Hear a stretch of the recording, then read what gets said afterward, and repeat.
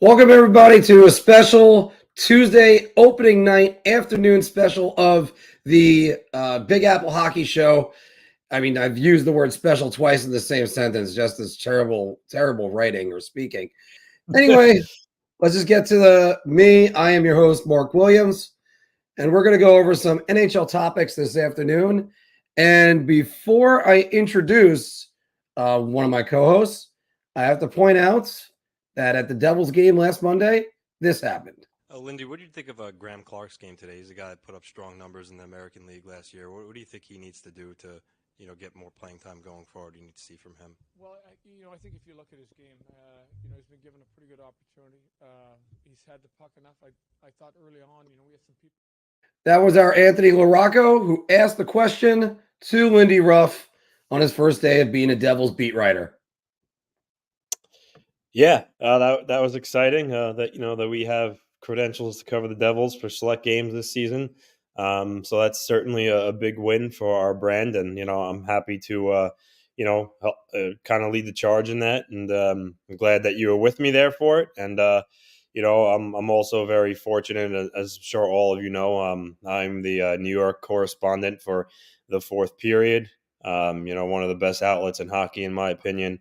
My buddy Dave Pagnotta and Dennis Bernstein, very thankful that they, saw potential in me and bring me aboard. And I hope to provide great content for the Islanders and covering them. And, hopefully by mid-season, once I, prove myself, they'll grab me some credentials and I'll actually be able to be in there really covering the team. So all good things. I'm very excited. And tonight's a great night.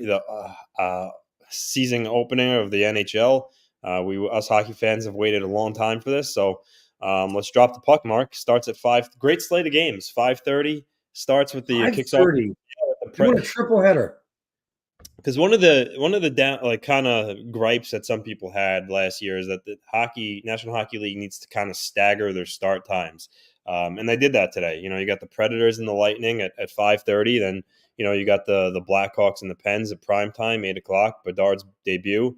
And then you have the raising of the banner in Vegas later tonight against Seattle. So great slate of games. I'm really excited. Let's drop the puck, baby. And Dave, thank you. Thank you very much. I appreciate all the support.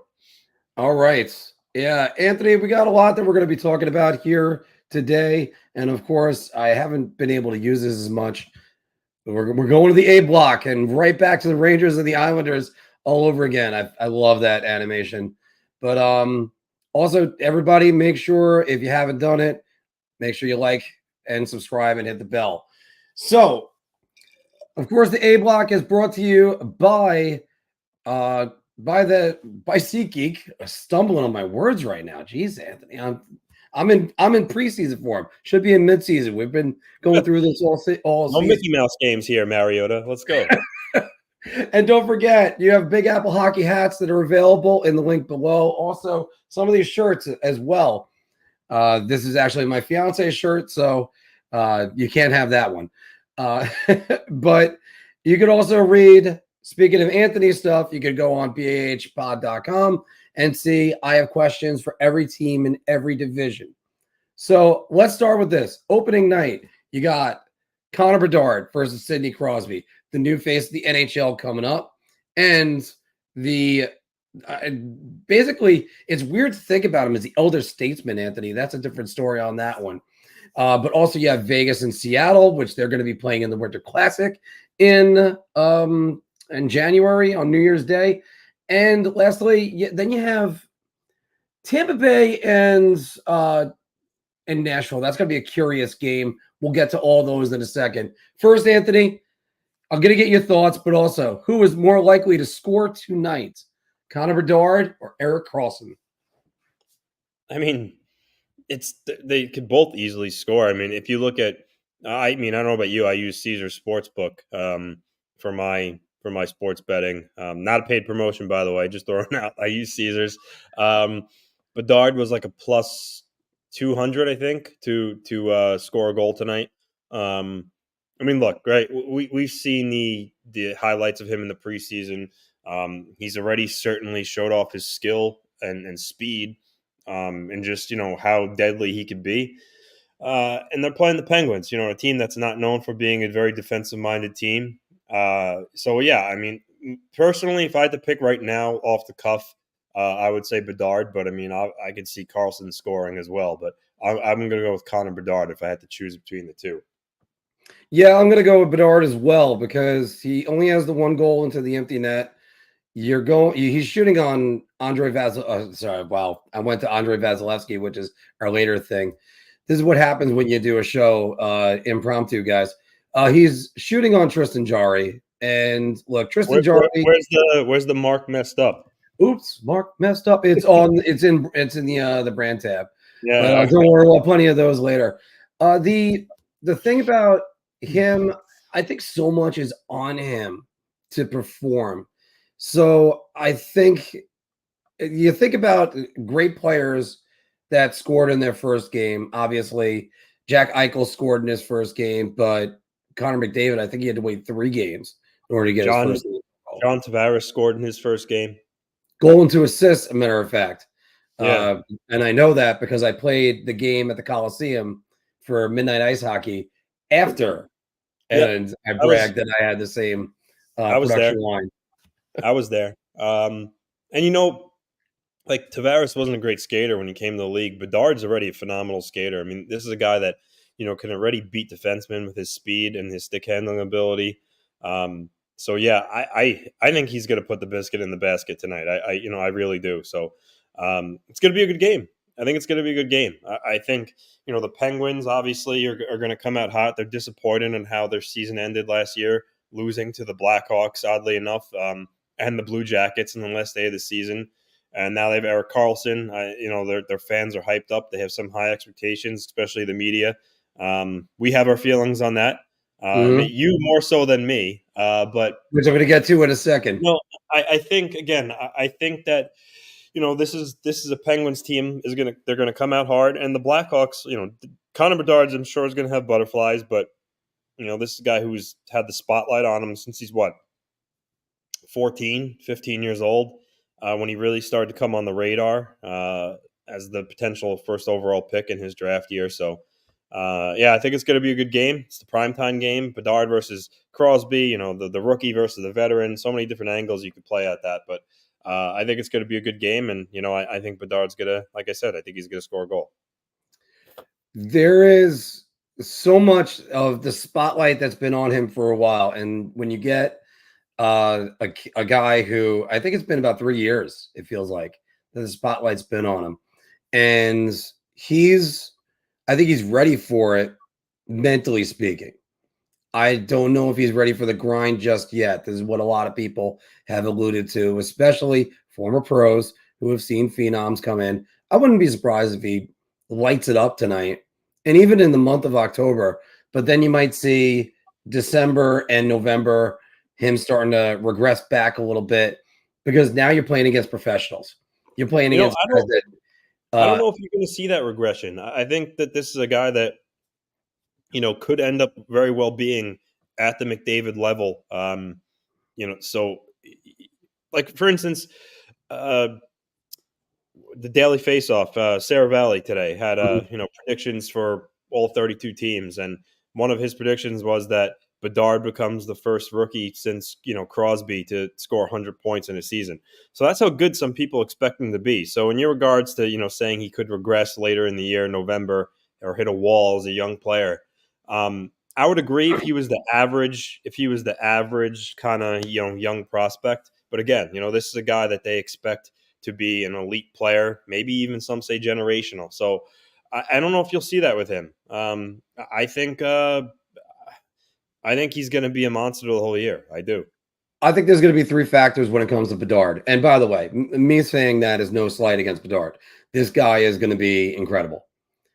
But first, take into account you have professionals who have been doing this for years. We're all of us always want to latch on to the next biggest thing. And glad you could catch us at this impromptu show. Yeah.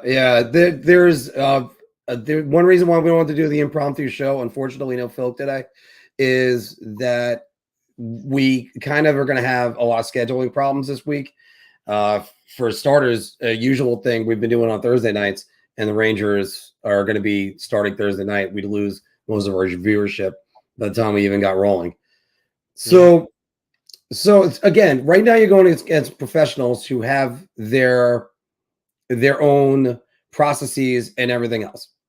So then you have Bedard's learning curve himself. Now, we know McDavid was good as a rookie, really good. But he still had to deal with injuries. And he had a broken collarbone. I forgot the Philly defenseman that hit him. Do you remember it? Manning. Manning, yeah. Cameron Manning? No, that's not right. No. I got to remember. Sorry, there's other famous Mannings out there. But it wasn't. His first name wasn't Eli or Peyton. I know that. Yeah, that's all that matters. Oh, Brandon Manning. Brandon Manning. Okay. But still, injuries are still part of the game. That's what happens. McDavid was still spectacular in his rookie year. But then you have the last thing is what happens to the Blackhawks lineup around him. And Anthony, that's going to be a factor because Taylor Hall goes down, Corey Perry goes down. Like Connor Bedard suddenly becomes like the veteran on the squad if that happens. There isn't a lot of experience on that roster. Well, they got Tyler Johnson, who has a cup to his name in that lineup. They have guys there. I think he's gonna be okay. I think they insulated him with enough veterans. I think he's gonna, like I said, I think he's gonna, I'm not ready to say like Saravelli's gonna score 100 points, but I think he does score like a Matt Barzal type of rookie year, 85 points in his rookie year, somewhere around there. I think he can get it done. And sorry about that. I'm actually going to go on the under when I said 78.5 points for Connor Bedard. I think he is good enough to do a point a game. I think he is good enough to get 100. I think the factors outside his control are going to get involved in this. That's what's going to be the case. But Anthony, let's focus on the heated conversation I have had with a lot of people, including our own group chat yesterday. And it was part of our rapid fire comments. Are the Pittsburgh Penguins a playoff team? And I know when everybody keeps looking at this roster, I had somebody come up to me at the bar, hockey coach, go, Mark, hey, the Penguins are going to tear it up. No, they're not. I'm sorry. I don't see it. I still can't see it. And I'm trying to see it. I understand they just added a 100-point defenseman, Anthony, and that all they need to do is get one more point, and they were in the playoffs last year, and either Florida or the Islanders weren't, and then maybe Florida doesn't go to the Stanley Cup Finals. But Anthony, I'm still having trouble seeing how they're going to keep the puck out of the net. Look, like I said, do I think they're going to make the playoffs? I mean, I think they're on that bubble, right? Yes. And you're Arthur Staple, alumni of this show. I know him somewhat well from when he was on our show with Philk and I years back. I met him at the draft. Nice guy. Covers the Rangers, as we all know. He picked the Penguins to finish ahead of your New York Rangers. Mm-hmm. And this is a guy that's around the Rangers all the time. So, look, I think a lot of people in the media are, first off, the Penguins, right? They won the Cups. They have Crosby, Malkin. So they're always going to get the benefit of the doubt. And then when they add a guy like Erik Karlsson, the reigning Norris Trophy winner, 100-point scorer added to the team, naturally the people in the media are just going to, pump the Penguins' tires even more. Yes, they're flawed, obviously. Tristan Jarry's not a great goaltender. Overall, their defensive group isn't the best. But again, they missed the playoffs by only 1 point. So you can see why the media and Penguins fans are penciling them into the playoffs, because now that team that missed the playoffs by 1 point didn't have Erik Karlsson. And now they do. So I can see why people are saying they're going to make the playoffs, because clearly Erik Karlsson certainly makes up that 1 point. I mean, even if he doesn't score 100 points, let's say he scores 70, that's still a boost to the Penguins. Their power play is going to be better. As we talked about yesterday, their overall offensive group is better with the addition of Nieto, Achari, Riley Smith, essentially replacing Zucker. So I think their forwards are a better forward group. They have more grit, more depth.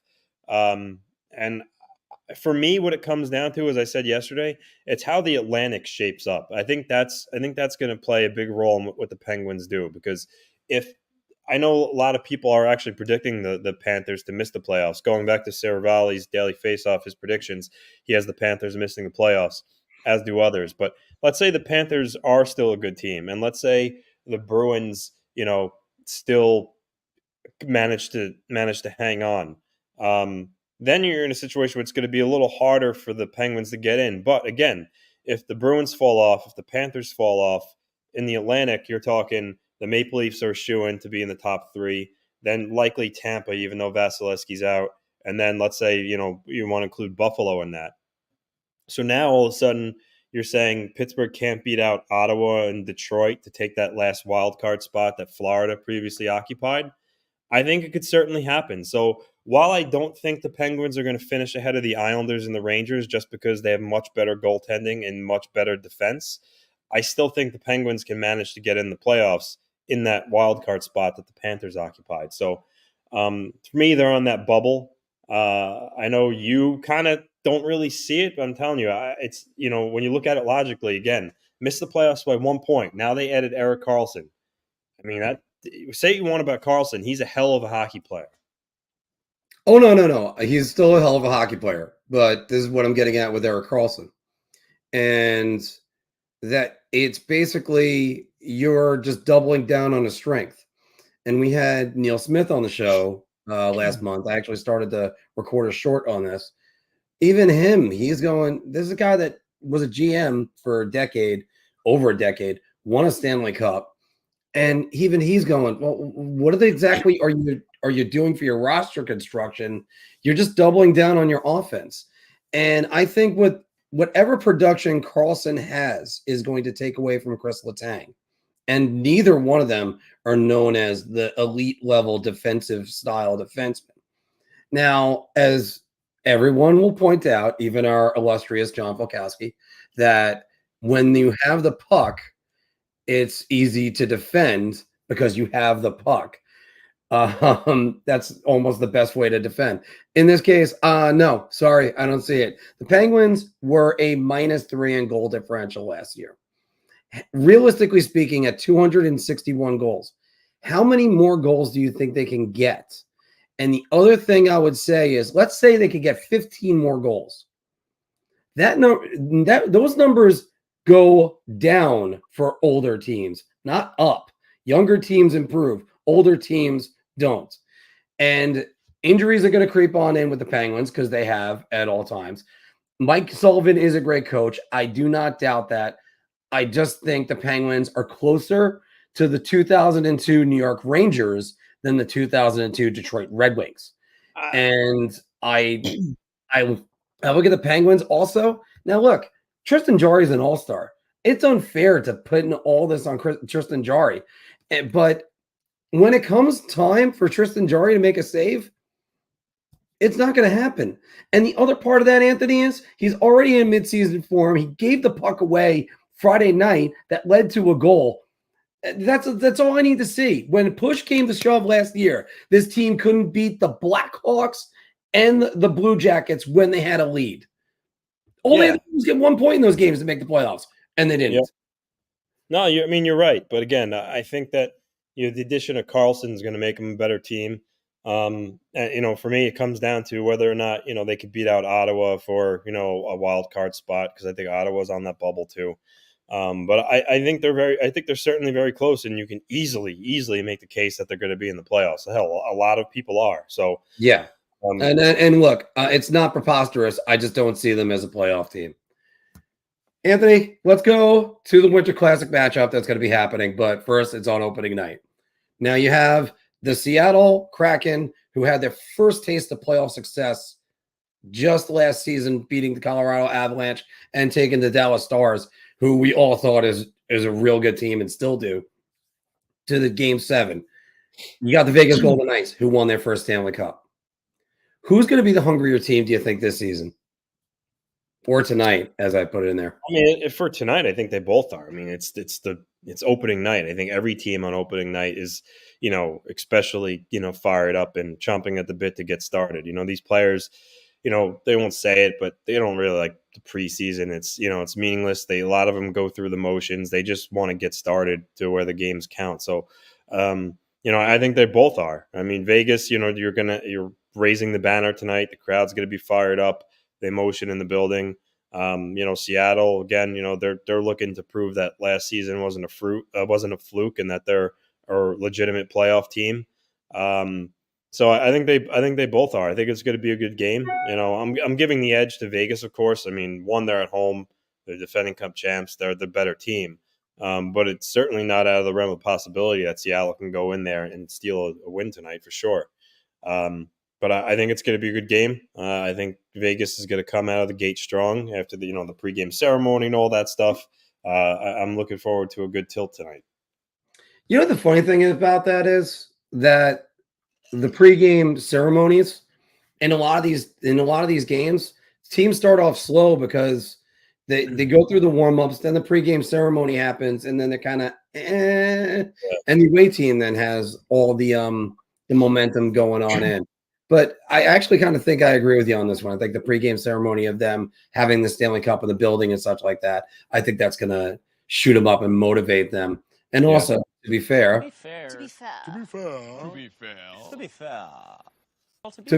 when the Stanley Cup is in the building, you got to be motivated. Yeah. So I just wonder, when it comes to Vegas, though, throughout this season, Anthony, they were so hungry to get a Stanley Cup. Mm-hmm. And everybody can tell you that ever won a Stanley Cup that once you win it, you never want to give it back to anybody. Yeah. I mean, after all, the Islanders and the Oilers embody that very much. It's hard to repeat. Obviously the Lightning did it and the Penguins did it a couple of years ago. But my concern with Vegas is not really a concern. I guess it's just a question I have is, I think I said this before. Adin Hill was an unheralded kind of just like afterthought type of goalie before he came on the scene last year. And then Logan Thompson, rookie, played very well. So really kind of, these guys aren't established. So my question is, were last year flukes for these guys? Are they going to revert to the means? Thompson, it was his rookie year, but, is Adin Hill going to revert to the mean? Is Logan Thompson going to, have let's say you want to call it a sophomore slump? That's my only question for Vegas, is their goaltending. If they could prove it, that they're both legitimate, starting goaltenders, 1A, 1B. That's really my only question for Vegas. Overall, I love the depth of their team. Eichel really matured. Yeah. I mean, Mark Stone is a phenomenal two-way player. Marchessault, even though he's getting older, he's still a hell of an offensive player. Erik Karlsson comes up big in big moments and plays a solid two-way game, as well as being a guy who could score 30-plus goals. So they got a great lineup. Yeah, and I agree with you 100% on that. I think when I keep pointing to the screen when you were mentioning him, I understand skepticism when it comes to Adin Hill. I don't think he suddenly arrived as a starting goalie in the NHL and a money goalie in the NHL. I think he just put on the hero's cape and was phenomenal. In the end of the Edmonton series, although Vegas did really well defending the big guns on Edmonton. The thing I'll point out is Logan Thompson. Logan Thompson was enjoying a very good season. And yes, he was a rookie. I think he was an all-star as well, if I recall correctly. And he ended up playing really well, injuring his knee, killing my fantasy team. And that my goaltending was not good last year. I got to tell you that. But then you end up seeing what he could do. I think Logan Thompson is a great insurance policy. I think he's going to. I think he won. Yeah, definitely won 20 games. I wasn't sure if he won 30 for a second. Wow, Anthony, I got a burp too right there, out of nowhere. So I was going to point out when you had to before that you were kind of choking on your own words talking about the Penguins. But no, I think Vegas. I think Vegas is going to be real solid in this entire season. Oh, definitely, yeah. Specifically, and that defense core, arguably the best defensive core in the NHL. One of them, I would say, for sure, top 5. Yeah, but I mean, and that's That's a hell of a defensive core. And lastly, you got Bruce Cassidy. This team is going to be fine. Again, I still wonder though, Anthony, can Vegas still have that fire to get their first cup as they will for their second cup? Yeah, I think. And will they start to restock the cupboard? I think once you win a cup, you get the taste of it. Obviously, you want to win it every year, which is not going to happen. But I don't think it's a case of where you win the cup and they're like, yeah, we're good now. I think that fire burns even more. So yeah, I'm not worried about that. Yeah, I guess a good point on that is the 2020 St. Louis Blues that looked really good up until the bubble. Mm-hmm. Anthony, in the last game tonight to cover, before we get into some NHL news, which team is more likely to miss the playoffs in the 5:30 game, Nashville or Tampa? I mean, if this was bar talk, I mean, this would be Nashville round easily. Mm-hmm. They missed the playoffs last year. I know they kind of added some pieces this year with Ryan O'Reilly, but they also had some pieces that left. Matt Duchene was bought out. Ryan Johansson was bought out. They brought in Gustav Nyquist. Overall, though, their team is a little young. I mean, Evangelista is going to play more of a role. Novak, so they got young guys like that in the lineup. I mean, they still have, for my money, top 5 goal in the league in UC Saros. So that's I'd say good. top 5. Yeah, Roman Yossi's a phenomenal defenseman, but overall, I think they lack depth. I don't think they're going to make the playoffs. I think they're going to miss too. Nashville. That is. Sorry, I just said that sentence like Yoda because in the middle of it I forgot we have audio people that'll listen. I think Nashville is in a tough spot. Look, Winnipeg is not making the playoffs despite their news yesterday. We'll get into that in a second too, Anthony. That was a bit of a shocker. Yeah, I didn't see that coming. Yeah, but I don't think Winnipeg's making the playoffs, and I do think that there's at least one spot available, wild card in the Central, because I still think Minnesota's too good. I still think Colorado and Dallas have the top 2 spots locked down. When it comes to the Atlantic is a crapshoot. And Andrei Vasilevsky not being there is going to be huge for the Tampa Bay Lightning. Mm-hmm. And hopefully they can find a way to do this. John Cooper's a great coach. And if they make the playoffs with this roster and Vasilevsky out, Cooper should get a lot more consideration for Coach of the Year than he has. Definitely.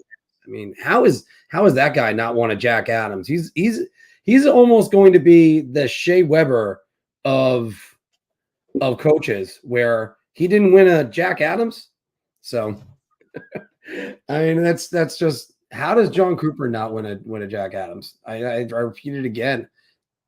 And everybody would fire their coach right now to get John Cooper. I'll tell you that.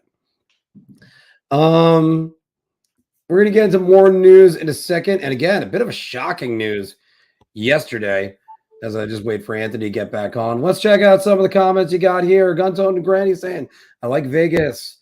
Vegas ranks better than the Avs, but they all look like lip gloss from my childhood. Romanello, Vegas was very good. Can't take that away. But the cup is what happens when you have very good health. Sorry, I was getting my players that have career years all at once. I was getting my power cord. Oh, okay, that's cool. To add on top of that, it's not just the health thing, because I mean, one player going down could disrupt team chemistry. Look at the 2015 New York Rangers. Matt Zuccarello doesn't get injured, the Rangers might have won the cup, but not the case. Tampa missing would be wild, is what Romanello is saying. Too much talent to miss. And Rob G is saying something to watch for. Vegas was partying late last night at the Raiders game, and we're celebrated with all the fanfare tonight. Hard not to love Seattle tonight. Well, also Vegas could be running on adrenaline. That could be a different story. Speaking of a different story, because that's the worst segue I think I've ever had in my life, Anthony. The Buffalo Sabres signed Rasmus Dahlin to a mammoth $88 million deal. Anthony, first, what's your thoughts on the deal, and what are your thoughts on the ramifications of it? I mean, I knew they were going to sign him to an extension. I didn't I didn't see it happening like when it did. But 11 million for him. I mean, I think there's only 6 guys who make more than him in a cap hit, and he's the second highest paid defenseman now. Carlson at 11 and a half, but 11 million. I mean, that's kind of set the bar for other young defensemen who are going to be coming up after him that are going to be due for contracts. But listen, he's a phenomenal defenseman. Had over 70 points last year. This is a guy that's certainly on the Norris radar to win one in the future. I would say he's an elite defenseman. He's established that now. And I think for Buffalo, if they want to take that next step and make the playoffs, this is a guy that needs to keep producing at the way he did last year. He's mobile. He moves the puck well. He skates really well. And he's going to be a 70-plus point defenseman for a long time, especially in that system there in Buffalo. So great deal for them. Again, a little bit unexpected at the timing of it, but he's a phenomenal defenseman, and Sabre fans should be happy that they have him locked up. I am shocked by this deal in a lot of ways. Not that the 8-year deal was there, because look, again, Rasmus Dahlin 2 years ago looked completely lost. It looked like he was regressing, and you might not see this dominant defenseman that went number 1 overall. He's there. I mean, obviously, I forgot where he finished in the Norris voting. I probably would have put him like 4 or 5. Just outside the top 3. But Anthony, he was phenomenal. He was just phenomenal, and he's only going to get better. Here's why I'm shocked about it. Cale Makar is making $9 million, or is he making 9.5? I think 9.5. So they signed him to Erik Karlsson money, and I think you could say that might save him some money. I personally would have tried to see if they could get that number around 10.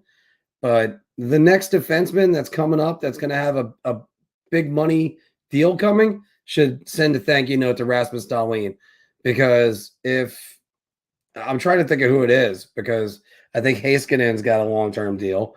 Fox is a long-term deal. I think Makar's got 4 years left on his deal. Yeah. But, listen, I know, I'm sure you want to get the number as low as possible, but ultimately this is a 23-year-old defenseman, could easily be their future captain when Oposo decides to hang him up. Why even play games? Why try to get him? I mean, he's worth it. I don't really have an issue with his AAV. So, I think it's a big win for the Sabres. He's locked up. And one of the best young defensemen in the league. So no issues with the deal at all whatsoever.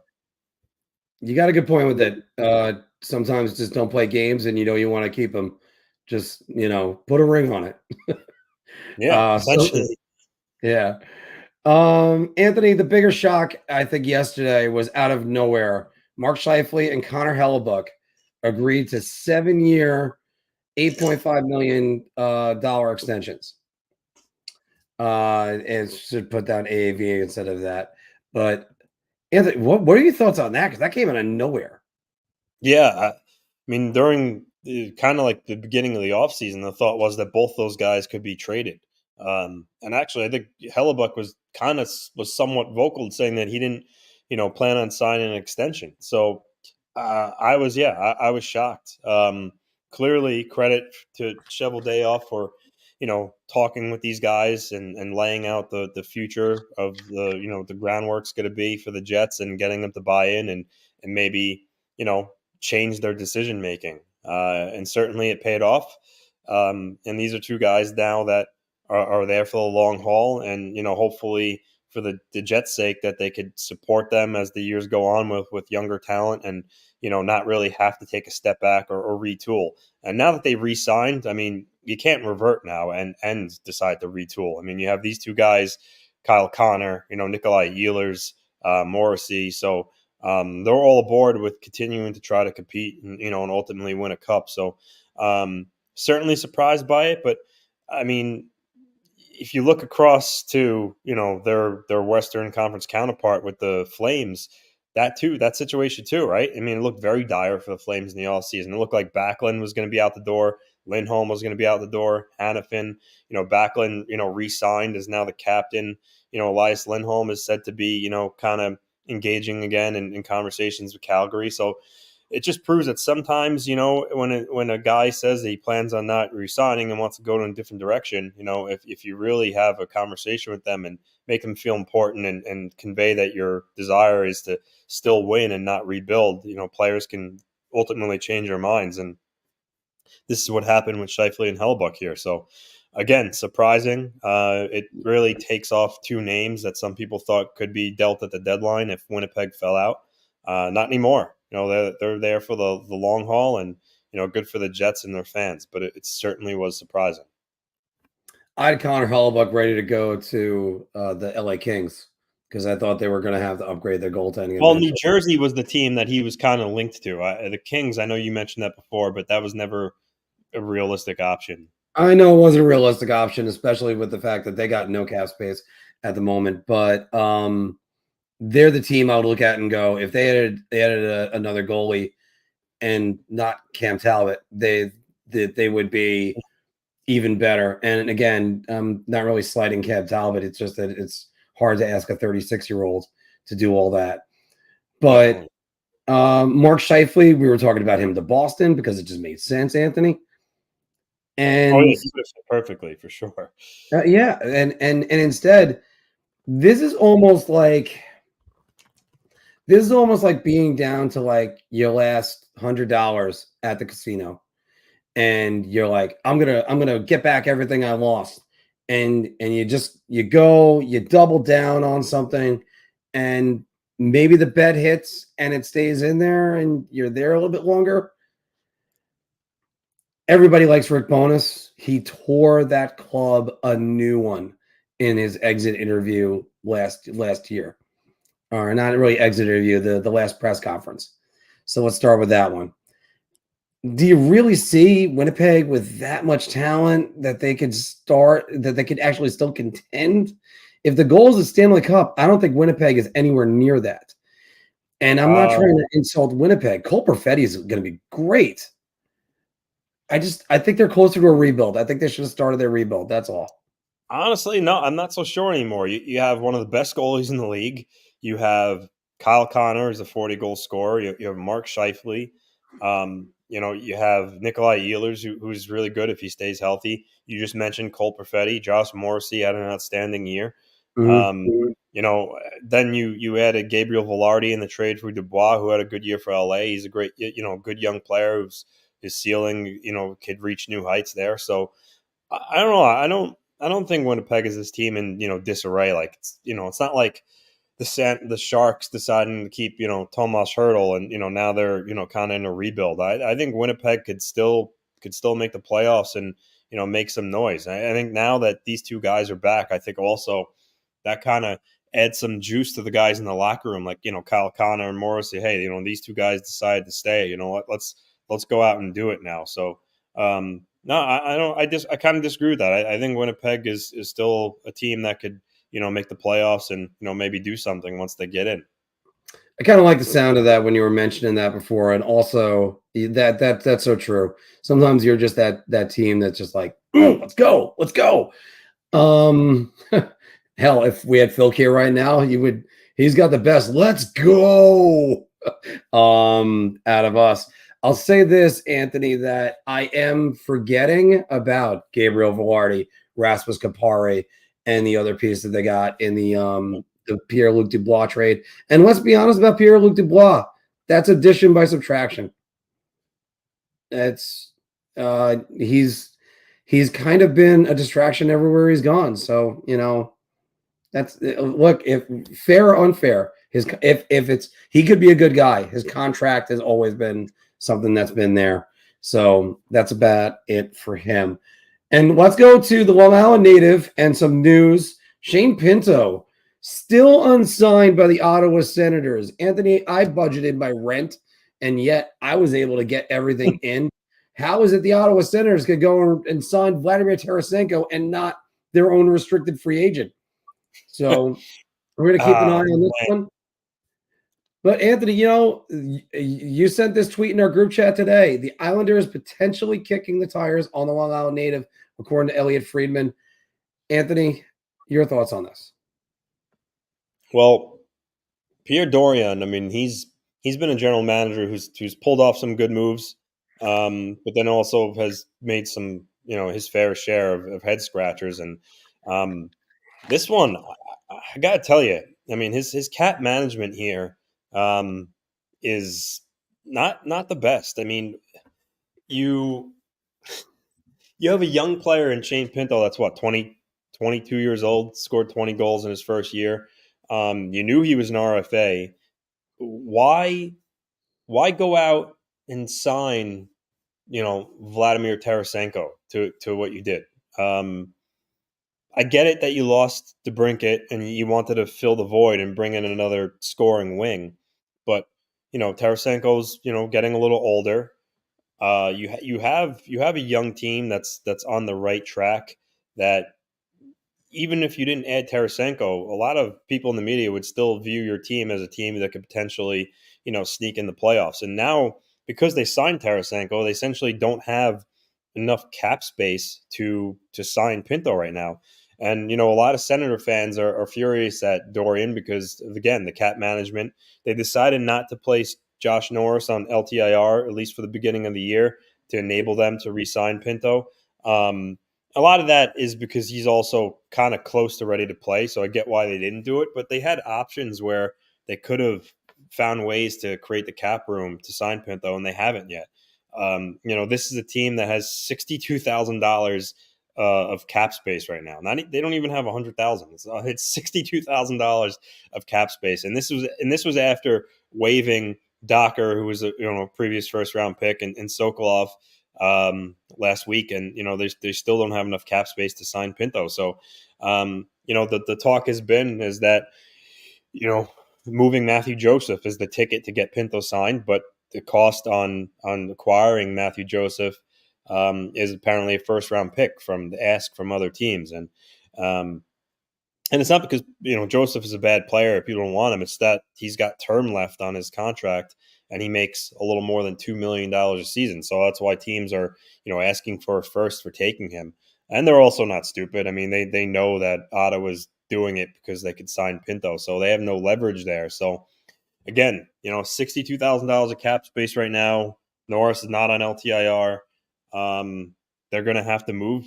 They're going to have to move some pieces to sign Pinto. And look, despite Elliot Friedman saying this about the Isles, I mean, he did say in that same sentence, if you showed the full tweet, that he still thinks he doesn't get traded, and that Pinto hasn't gotten to the point yet where he's asked for a trade. But he's a young player and wants to play. Let's say a week or two goes by, and Ottawa's still not finding way to move salary. I mean, it's human nature. He's going to want to get played and get frustrated, and maybe then finally does suggest, he wants to be traded. So, not a good situation for Ottawa. And I also get why a young team like them doesn't want to pay a first to get rid of Matthew Joseph. So, but they're going to have to figure out something if they want to get him signed. And as far as the Islanders aspect of it, look, I would love it. It would be a good story. He's a Long Island native, 20 goals last year in his first year pro. The only thing is, for the Islanders, their cap situation too, to make it work, they would have to send Oliver Wahlstrom back the other way.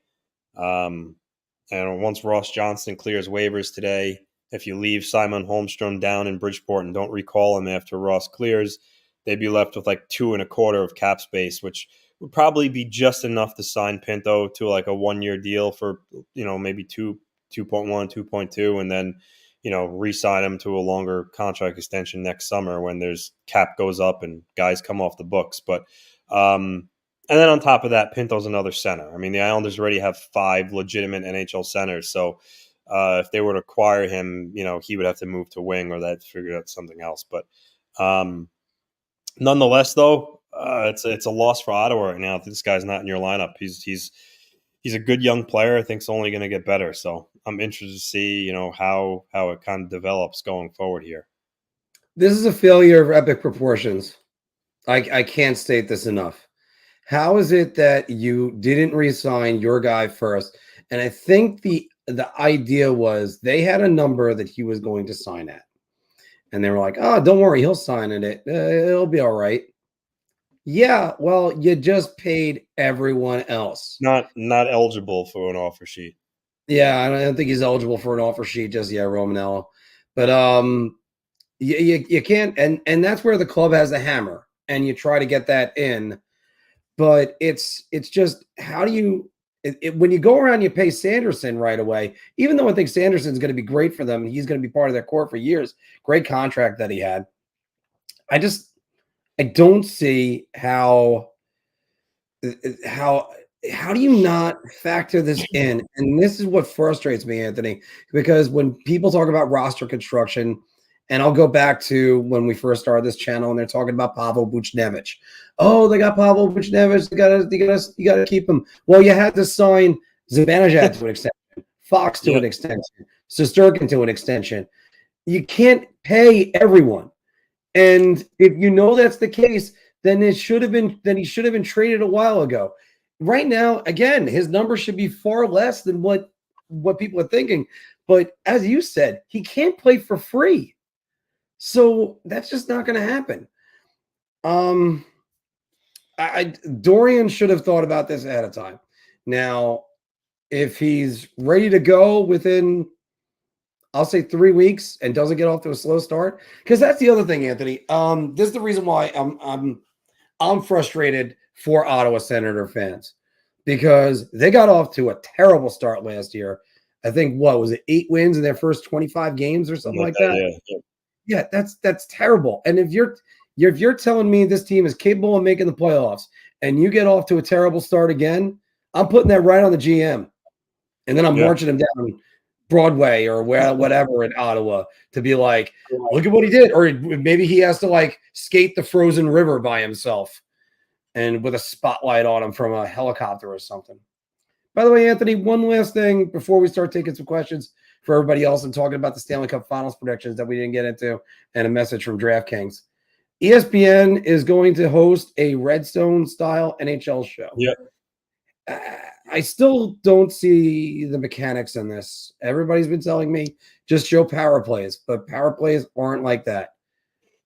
What do you think? Well, I mean, I get they're trying to create some, be creative and get more eyes on the league. And, for this red zone style show, for the people who don't have like ESPN Plus or Center Ice and you're an avid hockey fan, now this is your way of catching some glimpses, even though it's just glimpses of out-of-market games, and, see guys like Connor Bedard, or, see McDavid and these other players you don't get to see all that often. It's a good idea. So I like it. My question is, I think they said when it happens, I think it's the 24th of October. It's the day where every team in the league plays. They're going to do it. Yeah, and I think their start times are all staggered. It seems like it's just a one-time. It's a one-time thing. That's the gist I got from it. So maybe if it goes well, maybe they'll continue to do it. But I think they're kind of piloting it and see how it goes. But I like the idea. I think it said they're going to show every power play and goal and all that. And, so it's a win. It doesn't hurt anybody. It gets more eyes on games across the league. And, kudos to them for being creative to try to kind of do this and, create some more excitement and, eyes on the league. So I like it. I'm curious to see how exactly it goes and, what they do. For instance, red zone, when there's like 3 teams in the red zone, they do like the split screen where they have the 3 games. So what happens if 5 teams are on the power play at the same time? They're going to break it up into 5 individual screens, I guess. But I like the idea. I'm curious to see how it goes. I like the idea. I'm having trouble seeing how they're going to do it and the execution. The idea is good. Okay. Mm-hmm. Any way you can grow the game, that's a good thing. I'm a little bit worried that they're going to screw up the execution and never try this again. I think if they screw it up once, Anthony, fine, whatever. Feel free to tinker it and try it again. Look, I think the NHL needs to stagger more start times. And especially when you have 16 games in the league on a Saturday, this would be beautiful. Then you have games from literally 1 o'clock in the afternoon Eastern time, or noon, let's say, for instance, all the way to finishing around 1:30 Eastern time at night. So it's that would be spectacular. And if you can get all the different games, hell, even do it on an international game too. You see, the Red Zone does that. The NFL just had a game in London, and now it's their wake up to football game, which is so great because when they were doing that in London, they were doing a 1 o'clock game here, which is really 8 o'clock there or something like that. I think it was a 7-hour difference if I recall correctly. But that the NHL wants to do more global games. There you go. Now we have hockey whenever we wake up.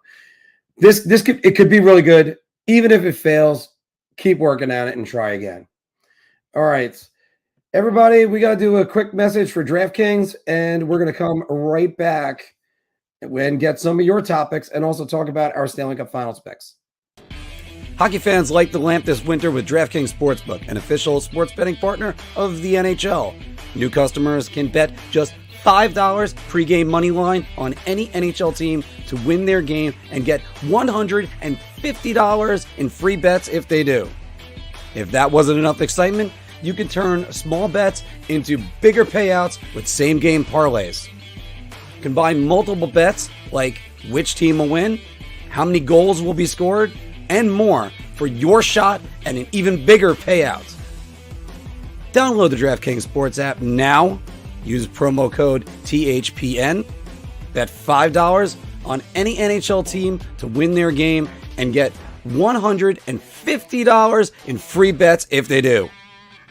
Only at the DraftKings Sportsbook with code THPN. All right, everybody. Make sure you're texting us some of your questions right now. This is sort of an open forum. But Anthony, in our season preview show, everybody make sure if you haven't seen our season preview show to go check it out.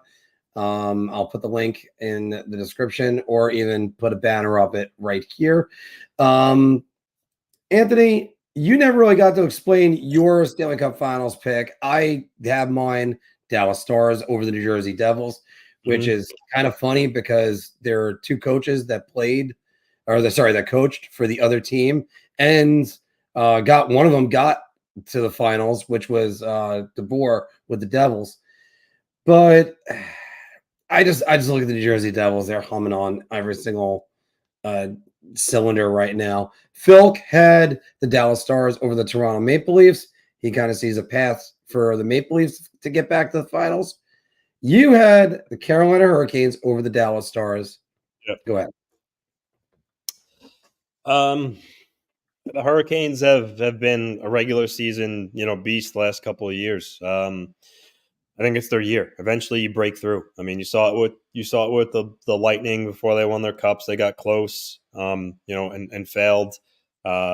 It's kind of common course for teams that win the cup. Eventually they get close a couple of times, and then you finally get to the promised land here. So I think, I think it's going to be the Hurricanes. Again, I give a lot of credit to Rod Brind'Amour for the style of hockey they play.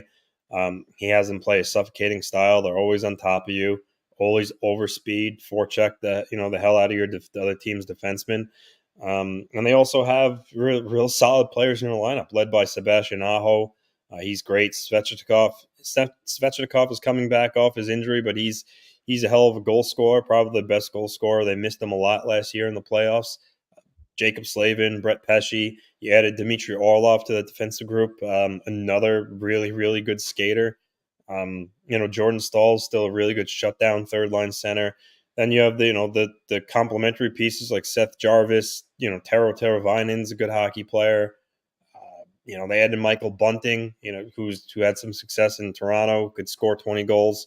I just like their lineup. I like the makeup of their team. The critic on them, I guess, is people say their goaltending.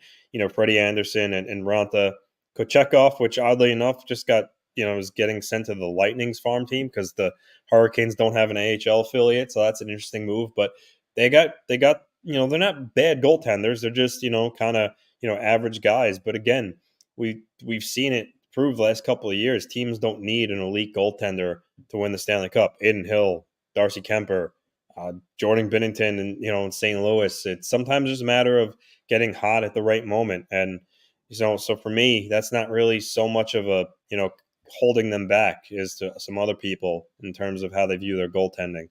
I just think they're a really good team, and as Dallas goes, I think Dallas is they got a really good goaltender in Jake Ottinger, Miro Heiskanen, one of the league's best defensemen. And you have Jason Robertson and Rope Hintz and Joe Pavelski, even though he's, aging, doesn't seem to slow down. You added Matthew Shane, who's still a hell of a hockey player, Mason Marchment. Not to mention you had Wyatt Johnson, who had a great year last year as a rookie. Logan Stankoven's coming up. He's another really good young player. So they got a good makeup on their team. And for me, again, it's just a matter of, the Hurricanes have been closer the last couple of years. I mean, Dallas made the finals too recently, so I guess they have too. But I think Dallas' time's coming. I just think this year it's going to be the Hurricanes. By the way, I have to say this. Being a fan of Chris Kreider, you looking at Drizly, and there was two dominant net front present players. Mm-hmm. And I think they pale in comparison to the man who is the king of the net front the king of the deflection, Joe Pavelski. Little Joe. I mean, and as you said it best, Anthony, and I think there's two players in the NHL I could say this about. That's a bold strategy, Cotton. Can you imagine if you bet like $100 for this to be the Stanley Cup Finals? If that actually happened, you'd win a ton of money. It's got to be like zillions of money. But it's I say there's two players in the NHL that even though they're sliding down in their ability, they're still going to be able to do really well. Alex, how are you doing? It's been a while since the last time we were able to see you. This is why we have to do more afternoon shows. I mean, we prefer to do it where all three of us could do it, but it's we need to get more of the afternoon crowd back in. And that's Alexander Ovechkin and Joe Pavelski. Joe Pavelski, it doesn't matter. He'll find an area, a soft spot in the middle, and just tip the puck home. Alexander Ovechkin can rip the puck from anywhere, so it doesn't matter. I mean, I said the next few years is going to be closer to Brett Hull than anything we've seen in a long time. He's just going to find the soft spot one time the puck in. Getting back to the Stanley Cup Finals prediction, though, like we're all very high on the Dallas Stars here, which I think all three of us picked the Calgary Flames last year to represent the West. And thanks, Calgary. Yeah, that aged like milk, but it's the Stars though. Look, when it comes to DeBoer, I think DeBoer is a great coach. Especially years 1 through 3. 3 usually starts showing the cracks. 4, usually he's on his way out. However, that being said, he did make it, I think it was year 4 with the San Jose Sharks, and then made it one more year, and then he was gone. Lindy Ruff is sort of the same way, but I think he might be a little bit too freewheeling. He has been a great coach for a long time, and I think I had to take one time. I think he's just a good coach that had great goaltending. I take that back with the Devils. The Devils, he is doing a great job. And this is another team on the panel, the fourth period that I'm part of when Dave posted all our picks earlier. There are a lot of contributors that picked the Devils to go to the Stanley Cup Finals, and Mark, even though it was a preseason game when we covered the game on Monday, the Devils have a lot of skill. I mean, they have a lot. I mean, when you look at their top 6, Jesper Bratt, Nico Hischier, Jack Hughes, Timo Meyer, Dawson Mercer, Andre Palat, they have a lot of skill, and they're a scary team. They play fast. I hate to see the Devils, being such a good team. It's good for New York sports, but they're back on the map, and I know Philk and even you to an extent aren't sold on Vanacek and Schmid, but again, I'm telling you, you don't when you have a team that plays like them and has that much talent, you don't need Ilya Sorokin or Igor Shesterkin on your team to go the distance. And I think the Devils can easily be there instead of the Hurricanes. And not who's to say too, come deadline time, Tom Fitzgerald, adds a piece. So yeah, I think for sure the Devils are a team that's in that mix, Romancello. So I agree with you there. The Devils are a scary team. And Al, I said it last year when the Devils played the Rangers. Rangers weren't a good matchup for them. They're just not. And I think any Ranger fan who picked the Rangers were kind of just doing it because you're a fan of the team. But if you took a step back and looked at it objectively, when you saw how the season series went, I mean there was no shot the Rangers were beating them. It's just some teams aren't a good matchup for other teams. The Islanders don't match up well against the Hurricanes. It's just how it goes. And the Rangers don't match up well against the Devils. The Devils seem to steal their lunch money every time they play. The Rangers beat them 10-2 in the first two games. Mm-hmm. They pounded the Devils at home. It wasn't just that. Lindy Ruff made adjustments, like two of them. Gerard Gallant was the dog in the burning house going, this is fine. So again, it's just, it's not just that. And I'll repeat over and over again. My goaltender has a 197 goals against and a 931 save percentage in the series. I ask, how many games did they win it by? Not did they get their doors blown off in games 5 and 6. You know what it was, Mark, was yes, the Rangers, dismantled them in games 1 and 2. And I think when we were talking about the series last year on our shows, I mentioned a lot of it was, the Devils, they were kind of in shell shock. They had a young team. It was the first time they were in the playoffs in a while. And I think it was kind of like, a shock to them. But once they got their bearings straight about them and said to themselves, we're here, we're in the playoffs, that this is just hockey. We just have to go out and play our game. You got to realize that it's the here and now. Can't play timid. And once they really realized that and got more comfortable, the tides turned, and the Devils made the Rangers look slow. Oh, the tide has turned, and again, that's why they needed a tactician like Laviolette to get in there, because this is. I know it's not so much trolling. It was just I'll admit it. The Islanders, when they stand no chance, I say it, and I'll be the first to tell you. So, but again, Anthony, this wasn't so much a tip your hat. This wasn't so much a tip your hat. The Devils beat them. By the way, the Devils beat them. That's a different story. The Devils stepped on the Rangers' throat in Game 5. That was where you really saw that the Rangers might have quit. And that's where I really saw that Gallant needed to go, because they were outshot 20-2 in Game 5 of the third period, down 2-0 when they needed to. It might have even been down 3-0. That they needed to get back in that series, and instead, no, it's fine. We'll worry about it next time. And the Dawson Mercer goal, say what you will, bouncing puck that got past Panarin, the controller disconnect from Artemi Panarin. Maybe don't play 2 minutes of power play time the entire time, because that's what you risk. Dawson Mercer puts it in the back of the net. That's all she wrote. The Devils don't allow a goal in the last 2 games at home in that series. Straying off topic a little too much, but the point is the Devils are a really good team, and I have them. I think in the teams that could, and again, this is anything can happen, because sometimes you never expect the team to go as far as they do, or even win the cup. But in my opinion, the 3 teams that I think can legitimately win a Stanley Cup this year in the East are the Hurricanes, Devils, Devils, and Maple Leafs. I don't think any other team in the East. I could say convincingly, I think I could see winning a Stanley Cup this season.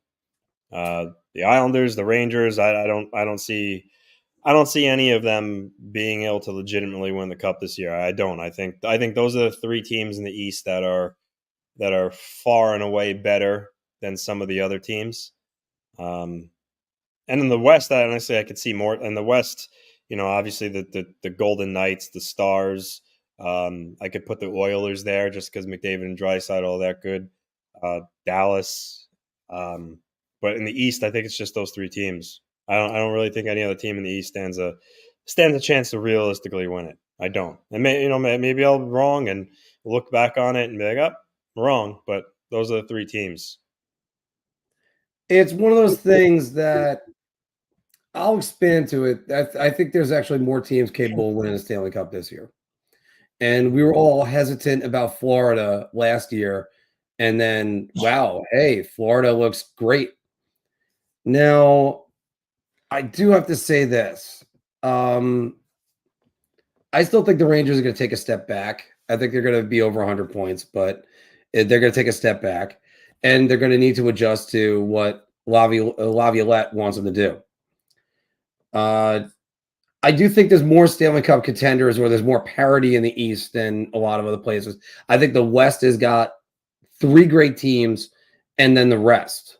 And Edmonton Oilers are not one of them, sorry to say. The Edmonton Oilers, to me, Anthony, what the Edmonton Oilers need to do, they need to take a look in the mirror and say, let's cut down the goals against more than trying to get more goals. Their goal differential, I think it was plus 64 off the top of my head. Might have been plus 65. But the thing is, when you're number one in goals for and you're 16th in or even 17th in goals against, that's not going to strike fear in your opponent when in the playoffs everybody plays defense and they always get out defended by a team. And then they got ones that can outscore them too. Vegas can outscore them. Colorado can outscore them. Dallas can outscore them. That's why when it comes to Edmonton, please, somebody tell Ken Holland to get a coach or tell Jay Woodcroft to dial it back a little bit. If they contained, and this is where I think Music's made the comment, the Devils made one adjustment that was just a Kirschmead. That wasn't just it. The Devils focused on using their speed to keep the Rangers hemmed in their own end. And you look at games 3 and 4, Rangers could not break out worth a damn besides the Chris Kreider 2-on-1 for the opening goal in game 5. I got Mark fired up. Here he is talking about the Rangers Devils series again when he just talked about the Oilers 2 minutes earlier. Now, well, because I'm getting to that. Look, Aiden Hill made a couple great saves. Let's say that. But Jack Eichel was used more to shut down Connor McDavid, which he did in games 5 and 6, and that was it. I mean, maybe Edmonton wins game 5 and things are different, but I'll say Edmonton this always gets outgutted in the playoffs. I'll say this about the Oilers. Yes, the knock on them is defense and goaltending, but here's the thing, and similar to Logan Thompson in Vegas, we'll see, but you remember Stuart Skinner, rookie last year, was top 3 in the Calder voting. He had a pretty good year last year. So maybe they found their goaltender. I'll have to look, but off the top of my head, I think he had like a .917 save percentage, which for a rookie who plays in a system like Edmonton, that's pretty good. So if he takes the next step forward and maybe gets that save percentage to, .920, .921, now you're talking that you have a goaltender.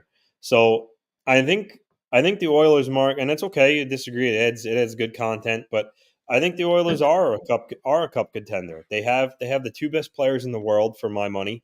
And now if you add a legitimate goaltender to that, now they're a real threat to compete and win a cup. So for me, I think the Oilers are certainly a possibility to win the Stanley Cup for sure. Connor McDavid, let's face it, is the best player in the world by a fairly wide margin, and that's scary to say because Draisaitl and McKinnon are absolutely fabulous. So a guy like him, who year after year of watching other young players lift the cup over their head, and McKinnon, Eichel, it's only gonna drive him more. And a more motivated Connor McDavid is very, very scary for the rest of the National Hockey League. So at some point, Mark, he's going to put the team on his back, and he's going to be even better, which I don't think is even comprehensible. But, if that happens along with Skinner becoming a legitimate goaltender, how do you discount the Edmonton Oilers? I don't discount the Edmonton Oilers, but the thing is, they're a team that I look at and say the regular season is where that I'll think their results are in. I have the line for Stuart Skinner, but first, by the way, I just want to explain my giggle when you said put the I just team want on to step for a sec. So this Alex Goldberg, my long-term childhood, one of my best friends, doesn't often get to watch our show because we do it at night, but during the day he's hopped on. Phil knows him very well, so shout out to the Goldest. Throw it in a comment here. I know he's trolling us by suggesting the Bruins right now, but nice to have you. The Bruins. I will get Mark's face tattooed on my backside if the Bruins sat there and came out of the East again. I don't see it. I don't see it happening. They lost too many pieces, and I think Linus Ullmark, I think he's a fraud. Yeah, bold statement. Put me on the map here.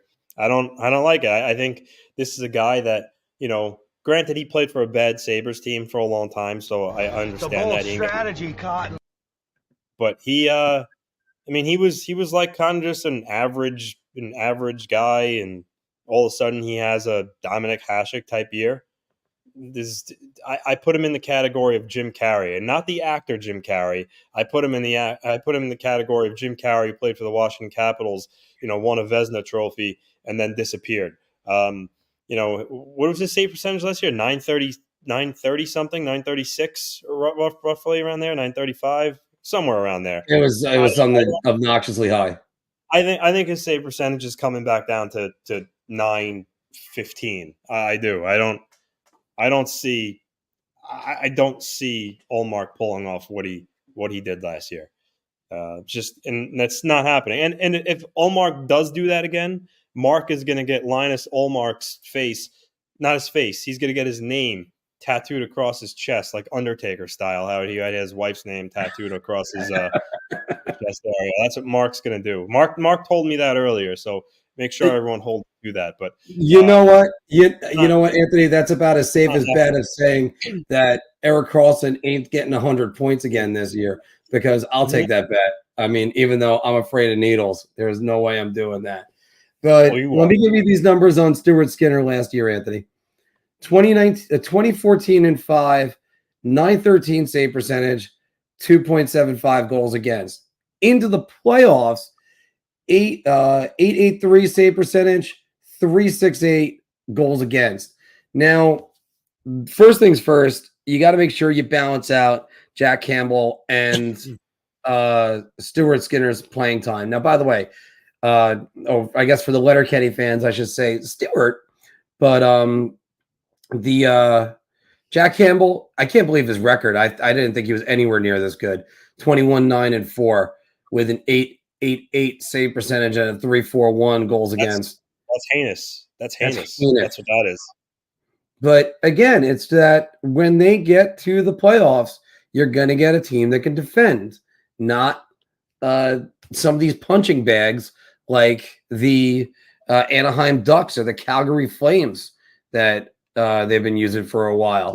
So, but you're doubting Connor McDavid and Leon Draisaitl, and that's not a good thing to do. I mean, these two guys are powerhouses. I mean, they're like I said. I mean, you can make the case that maybe McKinnon's number 2 or Austin Matthews number 2, whatever you want to do. But for my money, Draisaitl is the second best player in the world, and you have these two guys on that team who are really motivated to finally win a cup and go the distance. I think not having the Oilers as a legit, cup contender is, not a little ill-advised. It's not that I doubt McDavid. It's not that I doubt Draisaitl. It's that I question this team's makeup, because you could say what you will about football. I can make an argument hockey is the ultimate team sport, period, because you have to have your team firing on all cylinders. Again, I'm up for that. Where does that get you in the end? You got to defend.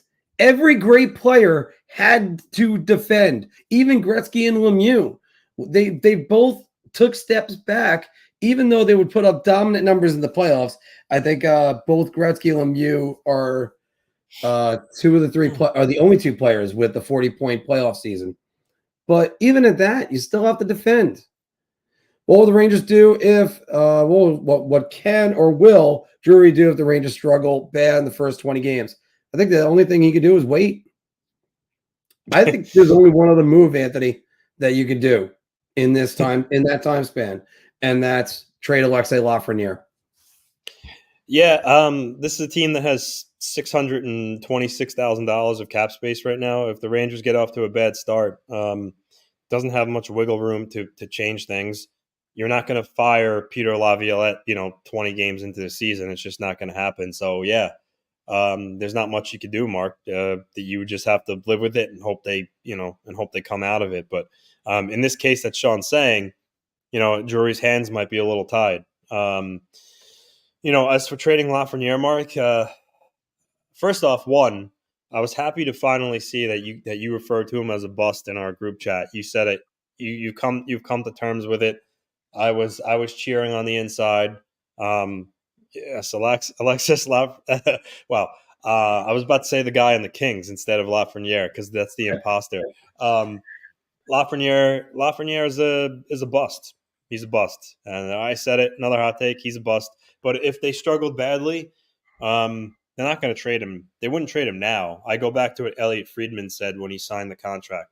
He said even though it was a 2-year contract, it's really a 1-year deal. Only a 1-year deal because if he has another 35 to 40 point season again, they're going to move on from him in the offseason. Don't think it would happen in during the season. I just see now that right. I don't know what that's about. I mean, but yes, NHL season starts tonight, so woohoo! Yeah, but I'm gonna go with that one. Also, it's the first time I've seen his quote. Yeah. I think I would be shocked if they moved Lafreniere, during the season. I think it'll happen in the off season. But basically, to answer this question, circle back on the answer. There's not much you could do. Again, you're not going to fire the coach. You don't have much cap space to make a big trade. Some of the players you have no move clauses on. Yeah, exactly. You can't even make the big trade because a lot of guys that would classify as a big trade, Panarin, Trouba, Kreider, Trocheck, they all have trade protection and aren't waiving it, and it's hard to make a move like that during the season. So yeah, it would just be waiting it out and hope that there wasn't too much damage done and you come out of it. But move on to an Islander question. I did have that one starred for us. Wait, this before is trading Laffy was woohoo. So yeah, he's another guy. He wants. No trading Laffy. I guess I don't know. I don't know. So I can't know if he's for trading him or not for trading him. Either way, it's not going to happen until the offseason. Yeah, there's a reason, but let me just say this, and we're going to get back to this question in 1 second. There's the reason why I'm saying it with Lafreniere. It's just show me something, and it doesn't even look like he wants to. It looks like he's got absolutely zero confidence. It looks like his confidence is shot, and it looks like he's completely lost out there. And I keep bringing it up. It's just a little thing. It's a preseason game for a fourth-year veteran who's a number 1 overall draft pick that went one-on-one against an AHL goaltender and didn't stand a chance to beat him. Mm-hmm. Now you could say professional to professional. It wasn't that easy anyway. You're talking about a guy that should be able to snipe that on him any single day of the week, on the other hand. Now, finishing with Lafreniere, the other thing is Brendan Ottman looks like he's ready to go to play. Yeah. So if that's the case, move him up. So getting here's to the thing with the Islanders. Elite goaltending, check. Really good defense with Pelech and Polak, check. Question is with the Islanders is, can they get enough offense to improve on their season from last year. We went to the preseason game. Again, preseason means nothing, but Marc and Anthony, Horvat and Barzal together looked great. They looked Very even good. better than they looked even better than they did when they built that chemistry when Horvat first arrived before Barzal got hurt. So I'll say this. If, the goaltending and defense stands true, what they typically get, if Horvat and Barzal gel, and let's say Barzal gets back to, being an 80-point player, and, Horvat pots, again, we all agreed he wasn't going to score 50 and like the pace he was on last year. But if Horvat chips in 30 to 35 goals, now you're talking a significant bump in offense to go along with elite goaltending and, having a really good shutdown pair. Then yes, then I think the Islanders can make a run, because once you get in the playoffs, everyone says they don't want to play them because their style of play frustrates teams. And in the playoffs, that type of play wins championships. So yes, and again, it's contingent on Barzal and Horvat becoming a legitimate, first line duo that puts up a lot of points. If that happens, then yeah, the Islanders have an opportunity to make a run for sure. And one thing that usually works for the Islanders is when people doubt them, they, for whatever reason, their mantra that they wore sweatshirts on, prove people wrong a couple of years ago. You saw Lee and Leddy and another, I think Nelson. A lot of media people have picked them to, from what I've seen, to finish no higher than 4th or as low as 5th in the Metro. So a lot of people are predicting them to, fall out of the playoffs. And I think the Islanders within their room, again, that mantra of prove people wrong, I think will motivate them. And I think, if all things fall in place here, that they can. But again, I believe it's contingent on Barzal and Horvat gelling and becoming a legitimate duo that puts up a lot of points. First, I think everybody kind of dismisses the Islanders, and I don't know why, Anthony. I think the Islanders are a lot better than what people are making them out to be. And you can make an argument they're one of the teams in the Metro Division. You put them in another division, they likely could win their division. They gave up 217 goals last year. That's 5th in the NHL. They have an all-time great, an all-star goalie right now. No, who knows? He could be an all-time great goalie of theirs in the end.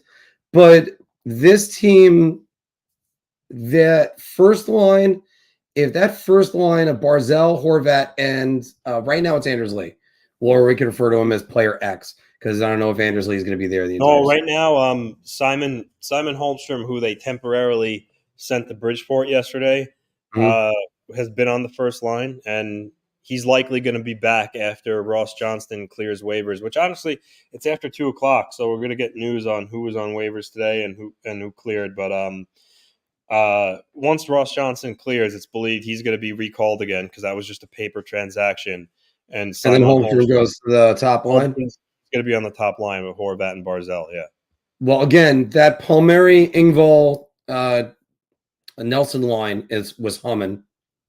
I think there was a Twitter feed yesterday that said, who is your best player on the Islanders? Your most disappointing player? Oh, wait. Breaking. Speaking of, Anaheim has claimed Ross Johnston off waivers. Wow. So they just took a player a guy who makes $1.1 million with 2 more years left on his deal. They claimed him. Wow. Well, that's what happens when you get a shit ton of cap space, I guess. So I did not see.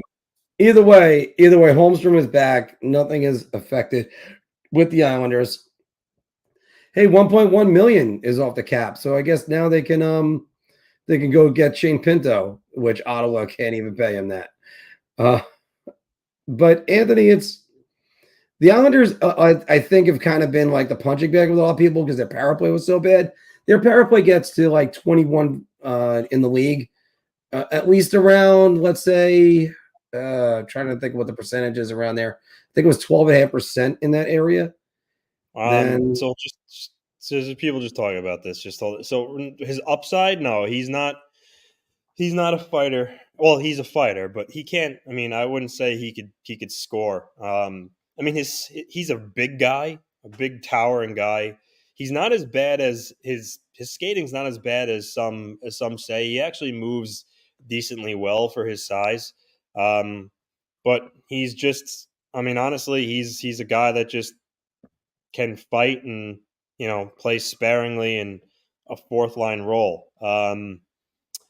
So yeah, that's Ross Johnson basically in a nutshell.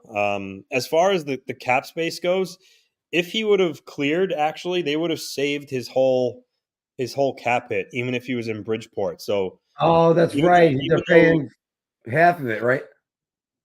No. What I'm saying is him being claimed and him not being claimed and sent to Bridgeport, his entirety of his cap hit was gone either way. So it doesn't really in that point it doesn't really matter too much. But it is surprising that Anaheim took on a guy who had 2 more years left at $1.1 million. So that's certainly surprising. My bad, Anthony. I was thinking about the Sean Avery time where the Rangers claimed him from Dallas, and Sean Avery said, "Well, I was being paid by both teams when he scored against the Stars." I was a little bit off on these power play numbers. If the Islanders once again, I was wrong. I said 2 years. Frank Ciravelli said that Ross Johnson had 3 years left at $1.1 million. I don't know. That's certainly interesting. Well, at least it's a movable contract. They'll be able to find some place to put him. Okay, so at 21st in the league, the second to last playoff team that was remaining was the Seattle Kraken at 21. The Winnipeg Jets were 23. They were at 19.8% and 19.3. So the Islanders, even with their bad power play, was well over the 12.5 that I said. My bad on that one. They were at 15.8. If the Islanders can at least convert around the 19.8, that's all the offense you need. Then this team is comfortably in the playoffs. And again, Anthony, I'll say it best. I'll take the team that relies on keeping the puck out of the net than the team that needs to have the puck in the net. Ergo, Pittsburgh will take a lesson. So, do I think the Islanders can make a run is what Alex is actually asking. And the answer is don't count them out. I think a lot of people just want to count them out. Just got to go, no, they're not the Rangers. They're not the Devils. This team can out-gritty a lot of guys and look at what the Florida Panthers had.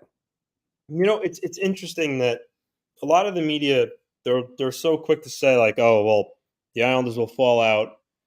Yeah, and a team like Buffalo or Ottawa, I mean, even Detroit could get in. And what's funny about that is that these media members, they're all very intelligent and whatnot. But how do they not see that who's stopping the puck for these teams? Yes, they may have more exciting younger players, but how, like Ottawa? Yes, I mean Brady Tkachuk, Giroux, Batherson, Norris, Stutzla. I mean they got a great top six, but Jonas Korpisalo is their goaltender. And even though these teams they're skilled, they're fast, and have they could score a lot, none of these got Korpisalo or Ville Husso. None of these teams despite that, are carrying their teams to the playoffs over a team that has the league's best goaltender in Ilya Sorokin on the team. It's just not happening. Like it's not happening, and I'm confident in saying that. I think too many media members discount the Islanders just because of their age. They're older, but they still have a good group of forwards. I mean, Brock Nelson's hell of a player. He just gets better with age.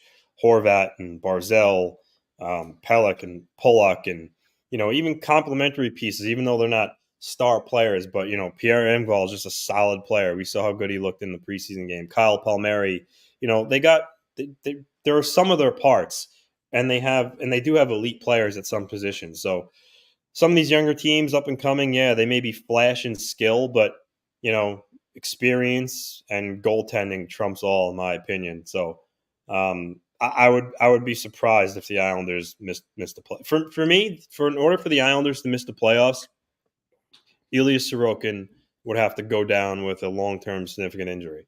Say it today, that's the only way they miss the playoffs. And first, let me just say this. Anthony, do you know what the Islanders' record is with Horvat? With Horvat? Yeah. Honestly, no, I do not. 17-9-4. That is a pretty damn good record. And I think a lot of people are overlooking it and then going, oh, they couldn't score. Yeah. Still, they said, all right, we'll just out-defend everybody, which is a great adjustment. Now, again, if anybody's wondering why we constantly go back to goaltending, especially if you played hockey, one of the worst things is when you are playing a tough team, you fight, you scratch, you claw, you tie the game. Mm-hmm. And then a goal that goes in shouldn't have went in. It just deflates everything.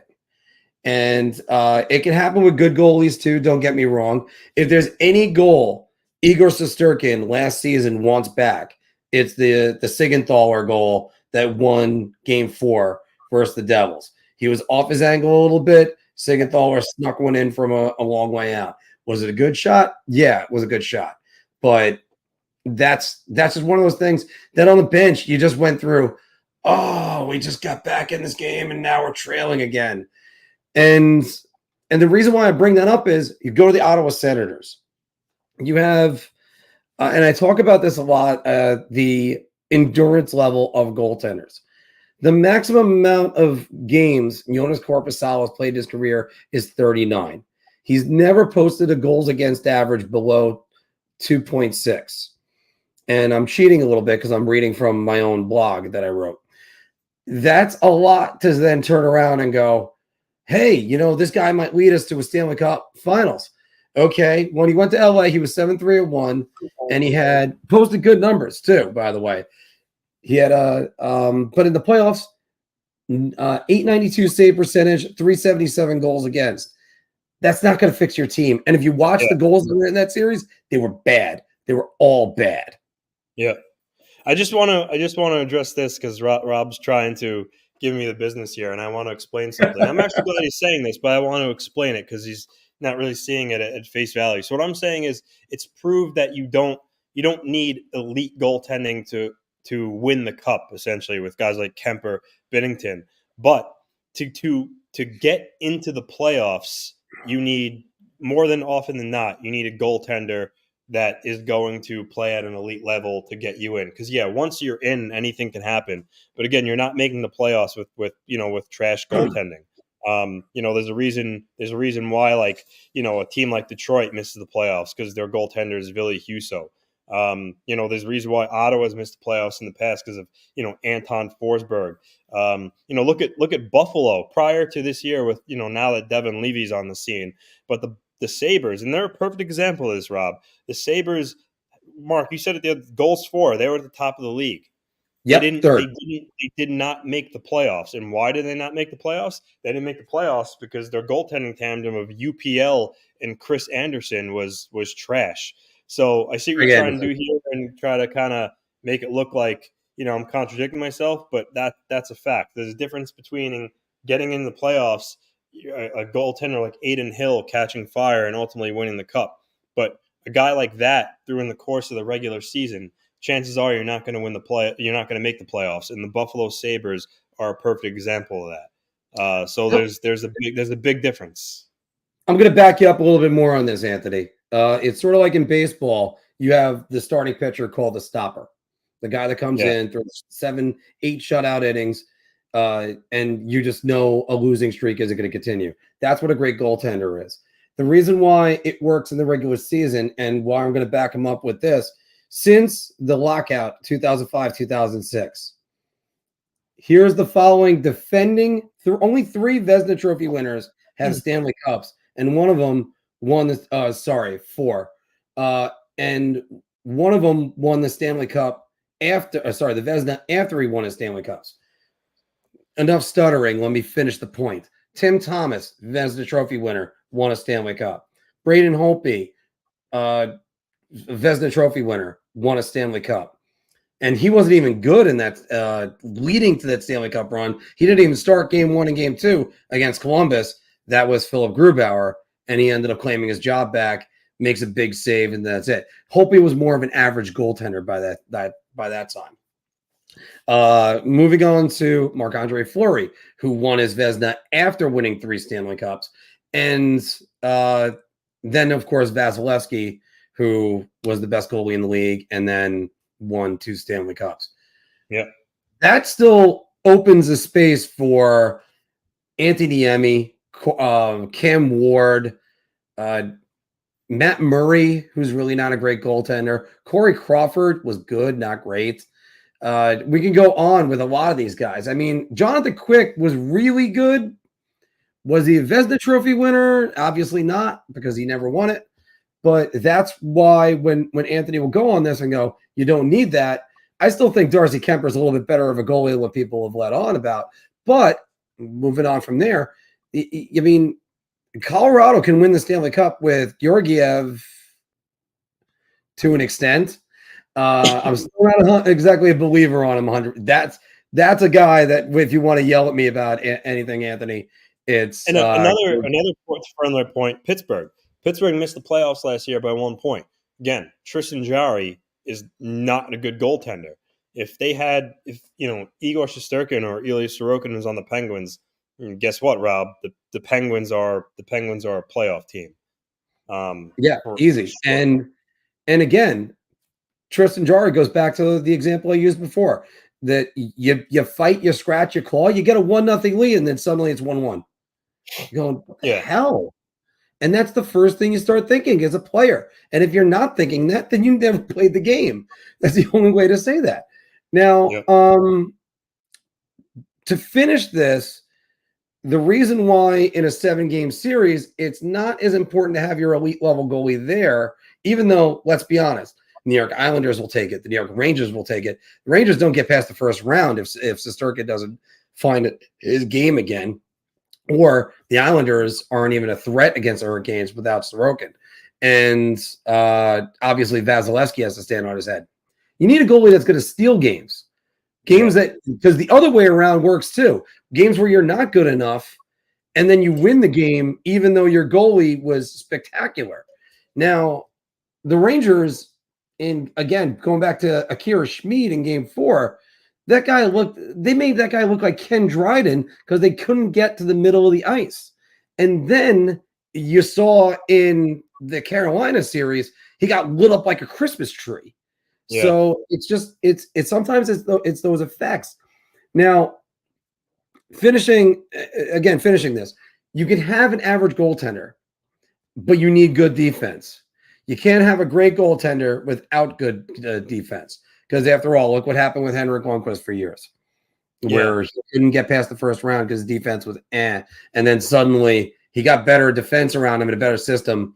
If forwards bought in, defense bought in, they went to the conference finals in 2012. Let me just say this, Anthony, we get rid of this one. Music's is saying, talking about Lafreniere, if you go to his Instagram comments, I don't blame him. Constant harassment. I agree with you on that. First off, there's a difference between constructive criticism and harassment. Don't harass the player. Don't be like, you suck, you're a bum or something like that. That's just stupid. No, we should ever do that. Yeah. And I guess we'll kill this one right now really fast. Romanel was asking, what the heck is Lafreniere's value? If you want to move him, a 16-goal, 24-assist season, are you even getting a first back? And why move him at that point? You still need the depth. Because at the end of the day, this is the reason why I wrote the article Last Laugh with a question mark for the website, because it's getting to the point where every party involved needs to figure out if this is a marriage that should last or should you break up. And right now, the Rangers are very much at that point. And I don't think Alexei Lafreniere is going, I don't want to be here, but he's still wondering where his role is. I blame everybody in the handling of this kid from the beginning to the end. And by the way, he's also got some blame on his shoulders too. What is his value? We'll see about that. if he ends up completely falling off, Neil Yakupov, and just that's not going to happen. Part of me on the Beeps guys. Anthony's taking a victory lap on the Ross Johnson waivers. All right. And really quick for this one, Alex, I feel better about the Rangers' goaltending situation if Jonathan Quick could find himself. I'm not sure if that's going to happen. Yeah, or if the Rangers. Jonathan Quick is not looks like he's toast. So, yes. But again, preseason means nothing. Said that. Hopefully he could find this game now that the game is, the games count now. Yeah. And again, that's true, but I think you still look for technique and stuff like that. I will have to ask you, Alex, I'm not that confident in the Miami Dolphins until the month of December hits. So speaking about victory laps, people shouldn't be taking. We'll come back to AZs in a minute. We got a lot of Lafreniere questions. Where do you rank the tandem of Varlamov and Sorokin? I mean, a lot of rankings, the tandem as a whole has them at 1 or 2. Last year it was 2 behind Ullmark and Swayman. I think it was ranked 2 this year as well. Again, when you have Sorokin, one of the best goalies in the league, if not the best, and then you have a guy like Varlamov, who on his own, I would say, off the top of my head, could probably start for, close to, half the league. That easily gives him one of the best duos. Varlamov is essentially, again, he's still, if you look at his numbers from last year, he's still honestly a starting caliber goaltender. He's just a backup because, he plays on the Islanders. But, this is a guy that, if he played in Columbus, he's a starter. If he played in San Jose, he's a starter. He plays on, you can kind of go, Ottawa. on, Ottawa, LA. LA, Philly, Carter Hart's proving to be not good. Edmonton. He's still, yep. Pittsburgh, he's better than Jari. So he's one of the best backups in the league. So I think overall as a duo, they're certainly, top 3. Yeah, I'd say top 3 is an easy one to say. And again, it's I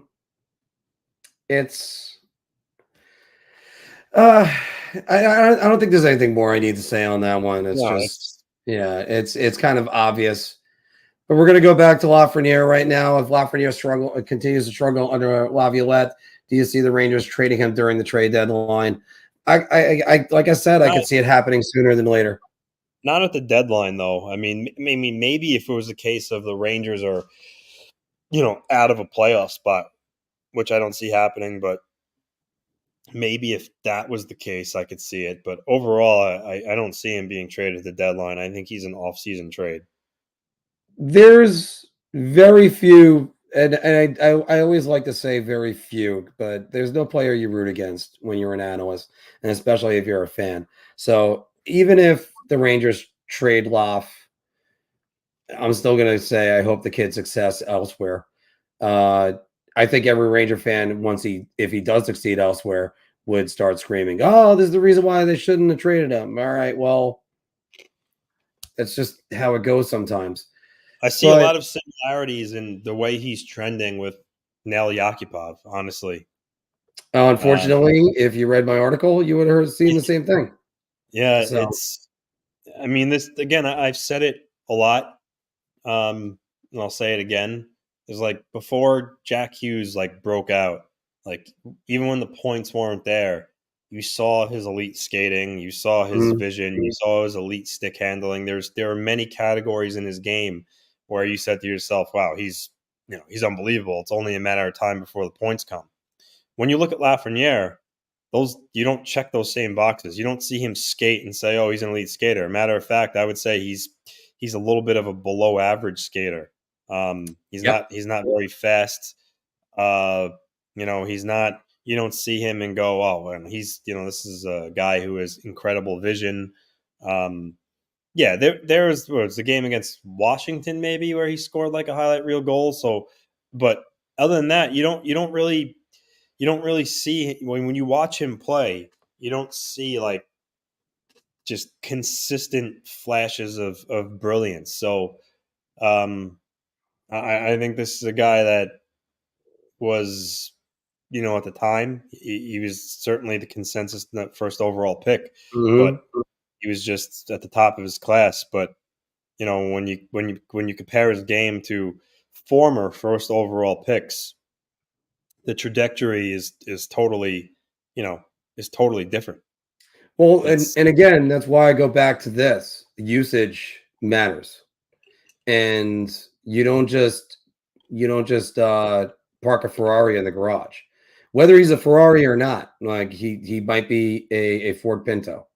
We're going to find out about that. And I guess the reason why I kept thinking Pinto was Pinto or Ford Pinto. I don't know, whatever, a Dodge or something. I forget what made it. Who really cares? No, you said Ford. You said Ford Pinto. I said, is he a Ford Pinto or is he Shane Pinto? Oh, well, I think they still take Shane Pinto. My bad. Yeah. I didn't hear you in the exchange.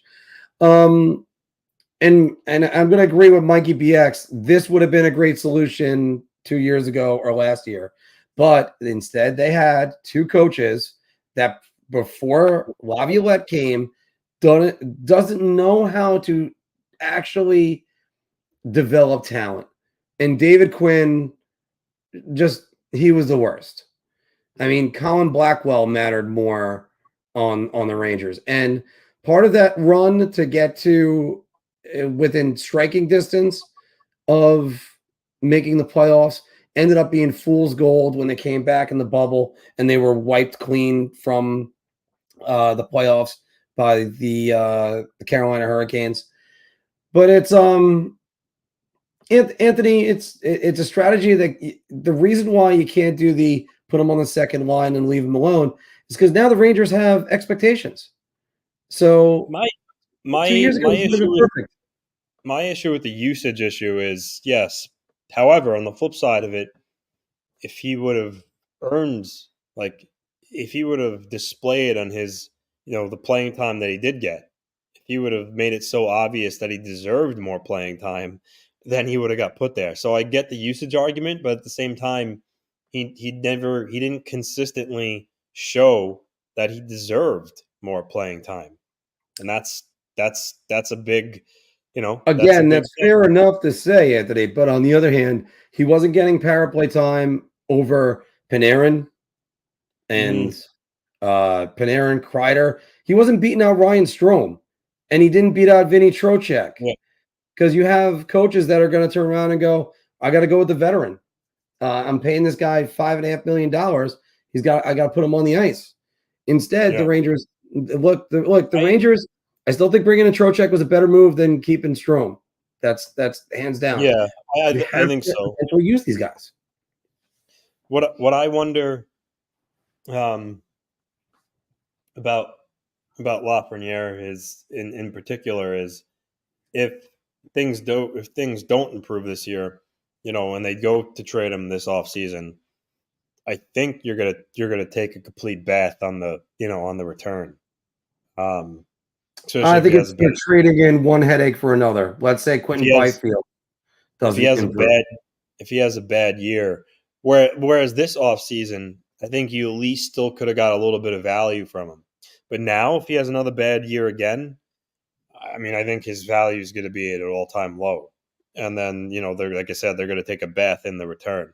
So I mean, me personally, I think they could have cashed in a little bit more if they traded him now. But obviously the organization felt that they, wanted to give him, essentially one last shot. But and the bigger concern is that, in the preseason, I did see some improvement out of Kakko. Lafreniere was a nothing burger this preseason. He didn't really. He did, and that's what got everybody kind of going. He didn't show anything. So yeah, that's And whether it's that he doesn't know his role, whether it's that he is trying to figure out his own place, his own game. And look, I agree again on some of those usage things, as far as he needed to find a way to make Quinn or Gallant rip him off the ice. But when they're playing guys like Colin Blackwell and Dryden Hunt, it doesn't matter. They already got their prejudices up, and then that's going to be it. So, look, there's plenty of blame to go around because there's also lots of times where Lafreniere got to show his own stuff and he was invisible. So that's another thing too. All right, guys, we're got about 10 more minutes of questions and conversations.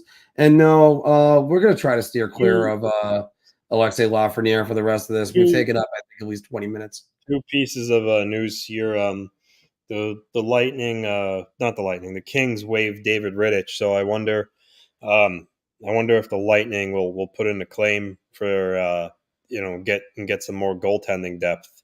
I think you have to, because right now, Johansson and I think Matt Tompkins is their backup right now. So at least Rittich gives some more experience there. So if they put in a claim, and the other one was Butchergross announced that Barry Melrose unfortunately has Parkinson's disease, is going to be stepping away from their ESPN family right now. So all the best wishes to Barry Melrose and in his battle with Parkinson's. But he's been in terms of ESPN hockey, he's been a staple of ESPN hockey my whole life.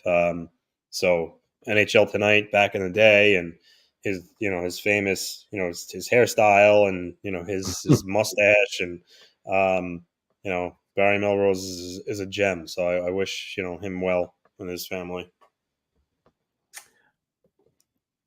That's just always a difficult thing to hear. And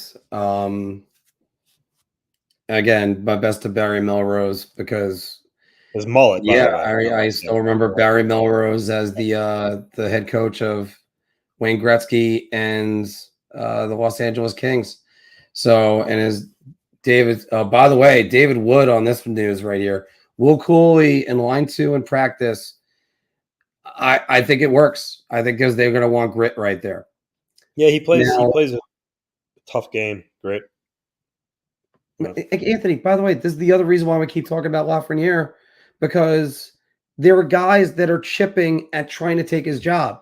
If you rest on your laurels in anything in life, never mind a professional sport, especially a professional sport, you will end up failing because someone is getting ready to take your job. It's just that simple. A lot of people forget that Melrose coached the Kings to the Stanley Cup final. And who knows, maybe the Stanley Cup final could have been Stanley Cup could have gone to LA a little bit sooner if Marty McSorley didn't use a hook for a stick. So it's just, and by the way, everybody, always make sure you're hitting that like button for us. And if you're listening on any of the podcasts, make sure you write a review for us as well, because that would be great. It just sucks. It sucks hearing that, because it's also, it's not a disease you ever want to watch a loved one have. So, I mean, Michael J. Fox has been battling it for years, valiantly, and he's been doing it and trying to still be public. So, Michael J. Fox, and Back to the Future is still a movie I could watch almost any time on a different level. Do you want to just wrap up with a quick puck doku? Yeah, let's wrap up with a quick puck doku. We'll get my cousin Phil's song in there. So, hey Anthony, you know what? Why don't you do the puck doku today? Or I guess not. I'll do it. You bring it up. I got it. We got that triple gold club, which was confusing to me. What was so confusing about it? You just had to have won a Stanley Cup, a gold medal, and a world championship. Yeah, I didn't know that that's called triple gold. It's like the EGOT of hockey. You silly Mariota. All right. Toronto Maple Leaf drafted in the 5th round or later. So I used Dmitry Mironov. So can't use. Let's just start. Let's start with the Penguins, I guess, Maple Leafs, and go down. All right, I got Kobe Armstrong. What do you think? I used Drake Barakowski, which was 0.3. All right. I feel like Colby Armstrong might be much. Try, you know what? Try Jan Sebastian Aubin.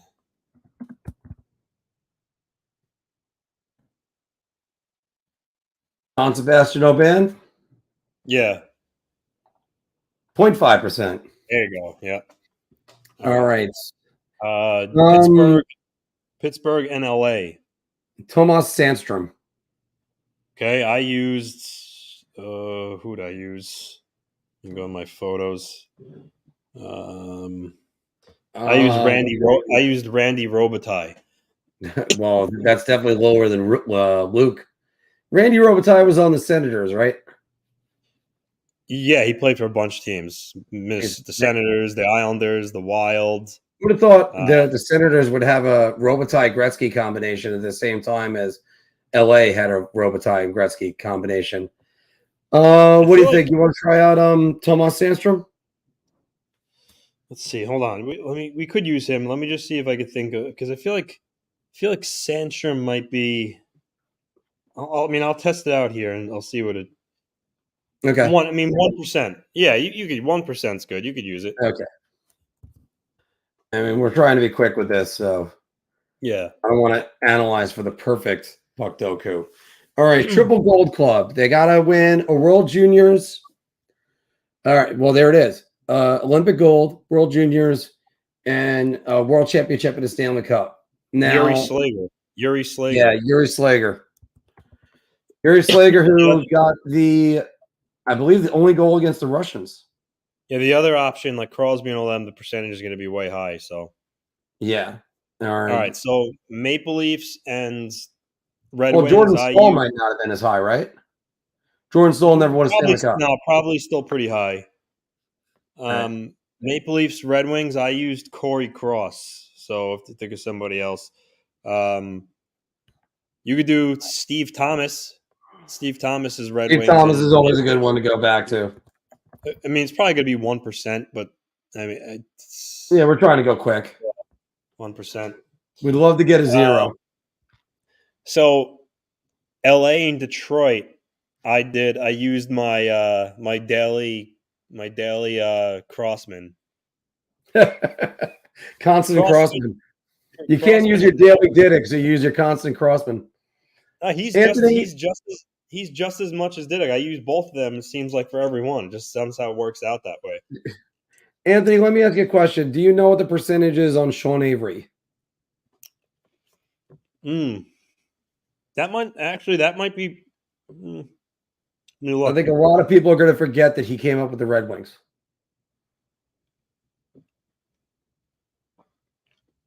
No, 5%.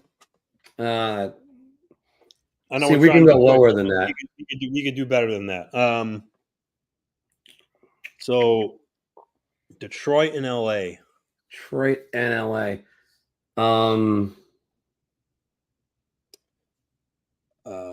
Detroit and LA. Let's go. What's who was the goalie that just played for the Devils a few years ago? Not Manny Legacy. That's the wrong one. I'm not thinking of him. He was that's around the same time as Jonathan Quick. He was Quick's backup, and everybody thought he was going to be a good starter. He just played for the Devils. Signed him to a 4-year deal, and they just I think he just expired a few years ago. Jonathan Bernier. Yeah, that's going to be high too, though. Really? All right. Yeah, I think that's. Let me see.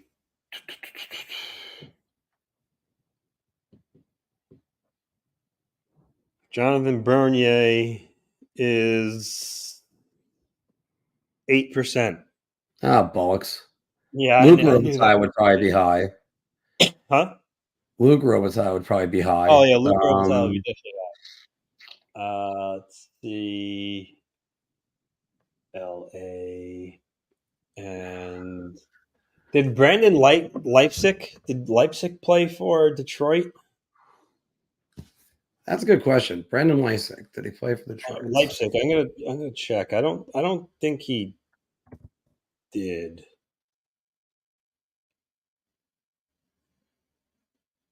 No, he did not play for Detroit.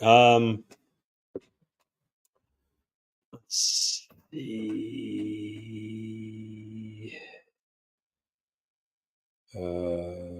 Somehow Jason Allison never played for Detroit.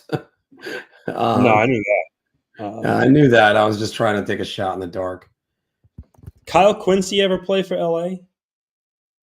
I do think he did. Hold on. Yeah, he did. Yeah, he did. Kyle Quincy. He only played 1 year. Go Kyle Quincy. I mean, it can't be that much. It might be upwards of 2%, actually. We'll see. 1%. Oh, 1%. That's not bad. All right. All the golds.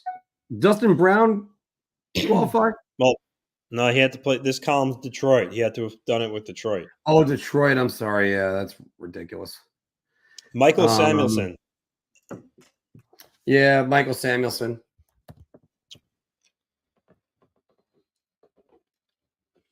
Here's a guy I wish the Rangers never gave up on, but whatever. Okay. Maple Leaf drafted in the 5th round or later.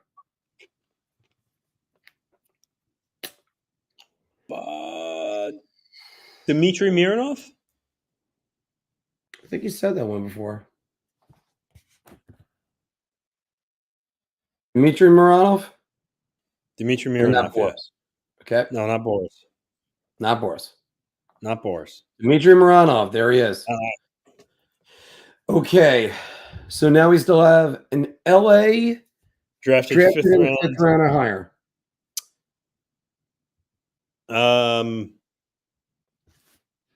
Butch Goring. All right, let's go with Butch Goring. Is it? Nope. It was it. Okay, there it is. And Butch Goring. Yep. 1%. 1%. So maybe we should have used him for this one over here. Because the last one, the Triple Gold Club, drafted in the 5th round or higher. Oh, that's a good one.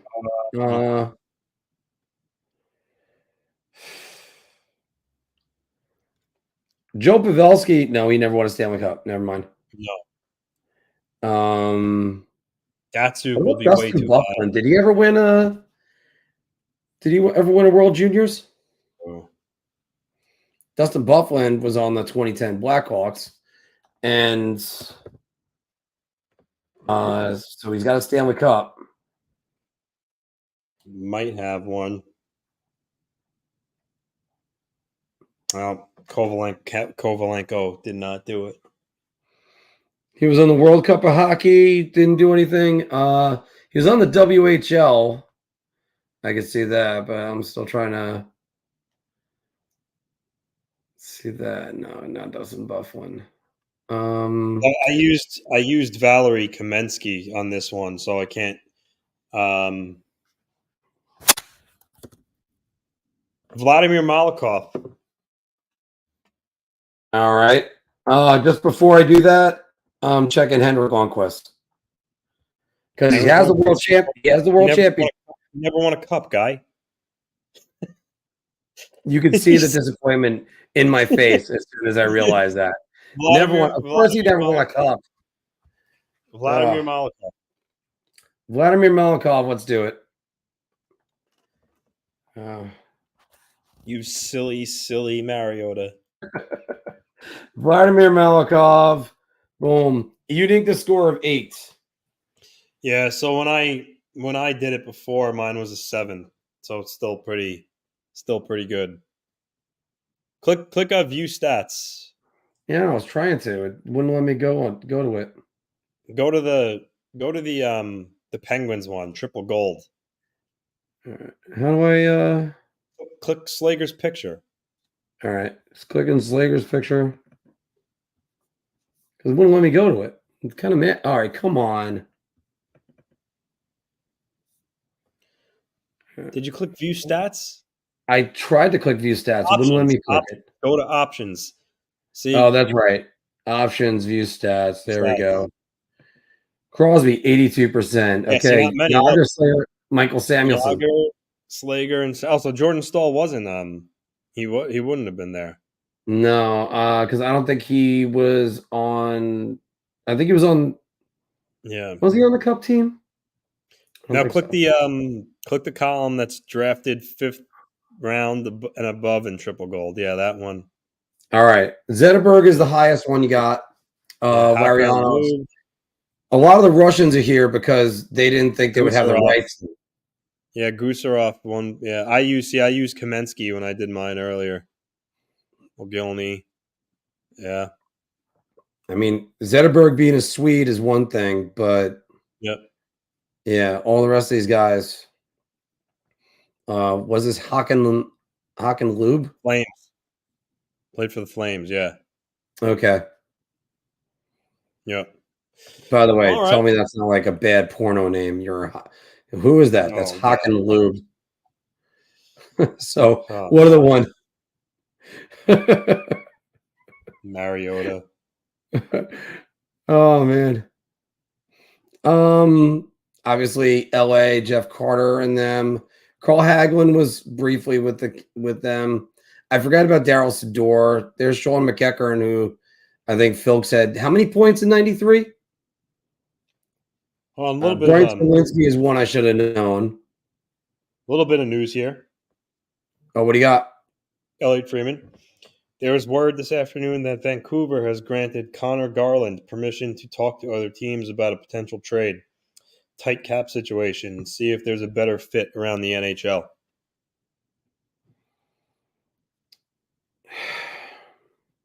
What do you think? I'm sorry to say, it's like I think teams should line up for Connor Garland. I think the guy's a hell of a hockey player. He just hasn't been as much of a fit in Vancouver as he much was in, say, Arizona. Yeah, Arizona. This is a guy that kind of came on under the radar in Arizona. He scored 22 goals for the Coyotes a couple of years ago. Last year, 46 points in 81 games for Vancouver, 17 goals, 29 assists. The year before that, 52 points, 19 goals, 33 assists. So he's a 40, a 45 to maybe a little above 50-point player, can score 20 goals. Problem is, as Elliot Freeman mentioned, the cap hit. The cap hit may make it a little harder for that deal to work out, as Garland, I believe he's a $5 million player. I believe so too. Yeah, he's got 3 years left. I was almost right. He's $4.95 million. And he's got 3 years left. I don't know how much money Vancouver is going to absorb. And this is why I don't understand when it's, you can go talk to teams. Okay. So if he's talking to teams, he's under contract. What are you possibly going to do? So he's $4.95 million, just to give you an idea. And I actually tweeted this out earlier about Patrick Kane. For those interested, there's only 7 teams he makes 4.9, so actually it's going to be even less. So there's only 6 teams that have more than $4 million of cap space: Detroit, Arizona, Nashville, Anaheim, Buffalo, and Chicago. So those are the only teams that can take on his whole cap hit without having to send salary back the other way. Now, like a team like Detroit, 5.1, I mean, the Garland at 4.9, they're essentially capping themselves out if they trade for Garland with no salary going the other way. Arizona, 5.6, Nashville, 7.8. Anaheim 8.1, Buffalo 8.8, and Chicago at over $11 million. So for the rest of the league that have under 3 million or less and under cap space, you have to send salary back the other way to Vancouver to make that work. With that said, Vancouver, because they're using LTIR, currently has $0 of cap space. So they essentially have to move him to a team that could take back his whole salary. So that really limits those 6 teams to trading for him. And out of those teams, I think it makes sense? Nashville, $7.8 million in cap space. They can use some more scoring forwards. So I wonder if Connor Garland could be a good fit there. And Barry Trotz is trying to upgrade their talent level. So to answer this question, you mentioned it before. It's easy because he's under contract, but as you just saw, the Canucks gave him permission. So him and his agent are allowed to talk to other teams about, trying to see if there's a fit there. So that's how that's legal. Obviously, if you're under contract and you do that behind your team's back, then yes, that's certainly illegal. But the other question is, Anthony, that he has no trade protection. He has no trade protection. Like, he doesn't have any. Yeah, trade protection. Not he's got a no trade clause. I'm sorry, Mikey's right there. Yes, that would in theory work too. If you send someone back to Vancouver with less of a cap hit, so you're right there. So I guess it's not just those 6 teams, but I would imagine Vancouver, in a preferable world, would prefer to send them to a team that they didn't have to take back anybody.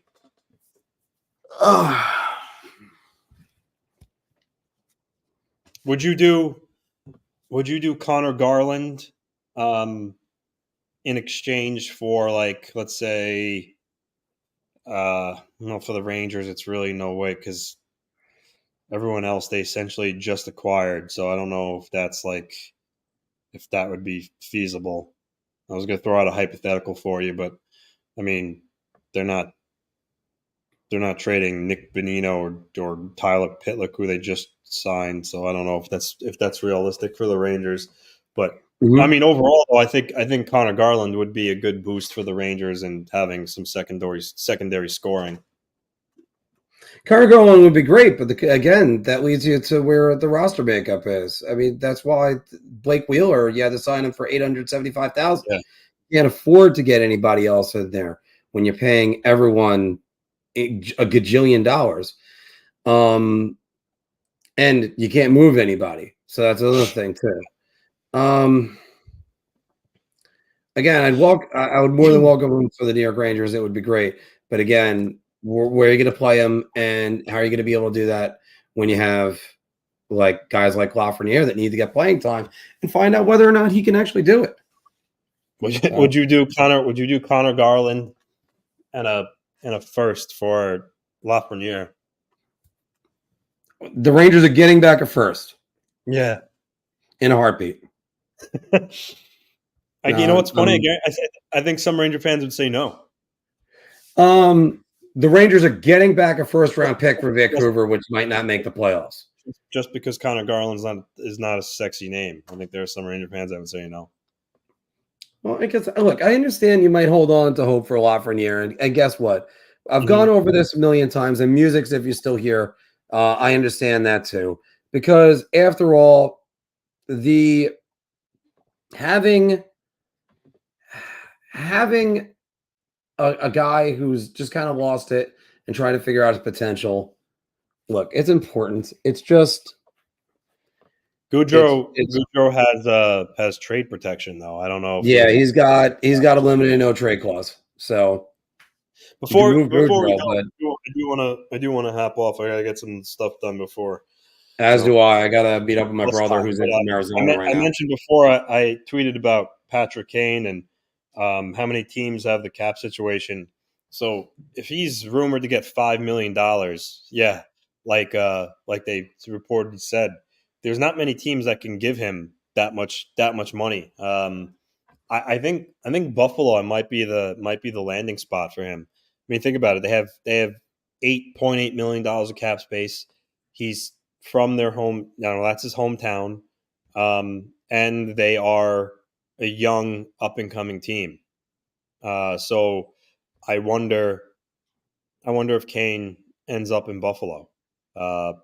Because how does he end up on a contender? Like just picking out of a hat here. Like for instance, how does he go to the Hurricanes? Like you need, a team would need to have like an injury happen where they could put that player in LTIR, and that opens up the room for Kane. It's gonna be real hard for, I think, a contending team to make that signing. That's why I think the Sabres make sense. They don't have to do anything. They have $8 million of cap space. They could sign him today if they wanted to. Here's the best part also, Anthony. That somebody mentioned this on the NHL Network. You can have the best of both worlds if Kane goes there. Kane then goes, and then it's, hey, I'm going to try to see if I can get us back in the playoffs. He doesn't get you back in the playoffs, and then it's, all right, well, I tried. You can deal me to a contender now. Yeah, I mean, that could be it too. He could sign on with Buffalo and say, if you're out of the playoffs at the deadline, I would like to be traded, which I'm sure the Sabres would accommodate him on. But I think that's where he ends up. So, and Mikey, yeah, he's not going to get a boatload. Like he was previously making $10 million, but some of the speculation was that on a one year deal, he's going to get at least $5 million. So, I mean, you're right. I mean, maybe let's say maybe he doesn't want to play for the Sabres. Maybe he wants to play for a team that he feels is absolute lock to make the playoffs, and signs with them. But then most teams in that situation are looking at $1.2 million of cap space. So, I mean, would he sign a 1 year, $1 million team if he felt it was a contender and, he really wanted to go there? I mean, maybe. Lord knows he's made enough money to not have it be about the money. But I don't know if he would do it. And I think that's where you're right, because he's won enough. It's not about the money. If he's going to a team, it's because he wants to contend. Yeah. But, all right. Mark, I'm going to head out. This turned out to be a good, exciting, productive show. So, I hope you guys enjoy the opening night kickoff, and we'll hope to get back to you with some action in the next couple of days. And Mark's 60-second reviews are coming back this week, obviously. So there's going to be a lot more coverage that we're going to be having. And we're going to do some more afternoon shows, me and Anthony, every now and again, just to sit back and talk. But the big show will always have Filk in it, because we need our Filk to be right there. So I choked on the word Filk for a second. Prorated for a January return. I don't think you can sign him and put him on LTIR. I think that's why you have to sign him after he can come off it. You can't just sign and put him on LTIR. Guys, thank you very much for joining us today, and we will see you shortly. Like I said, our schedule was crazy this week. I got my brother in town from Arizona, and also, obviously, the Rangers start up Thursday night when we'll be doing our streams. Thank you very much, and we will see you soon.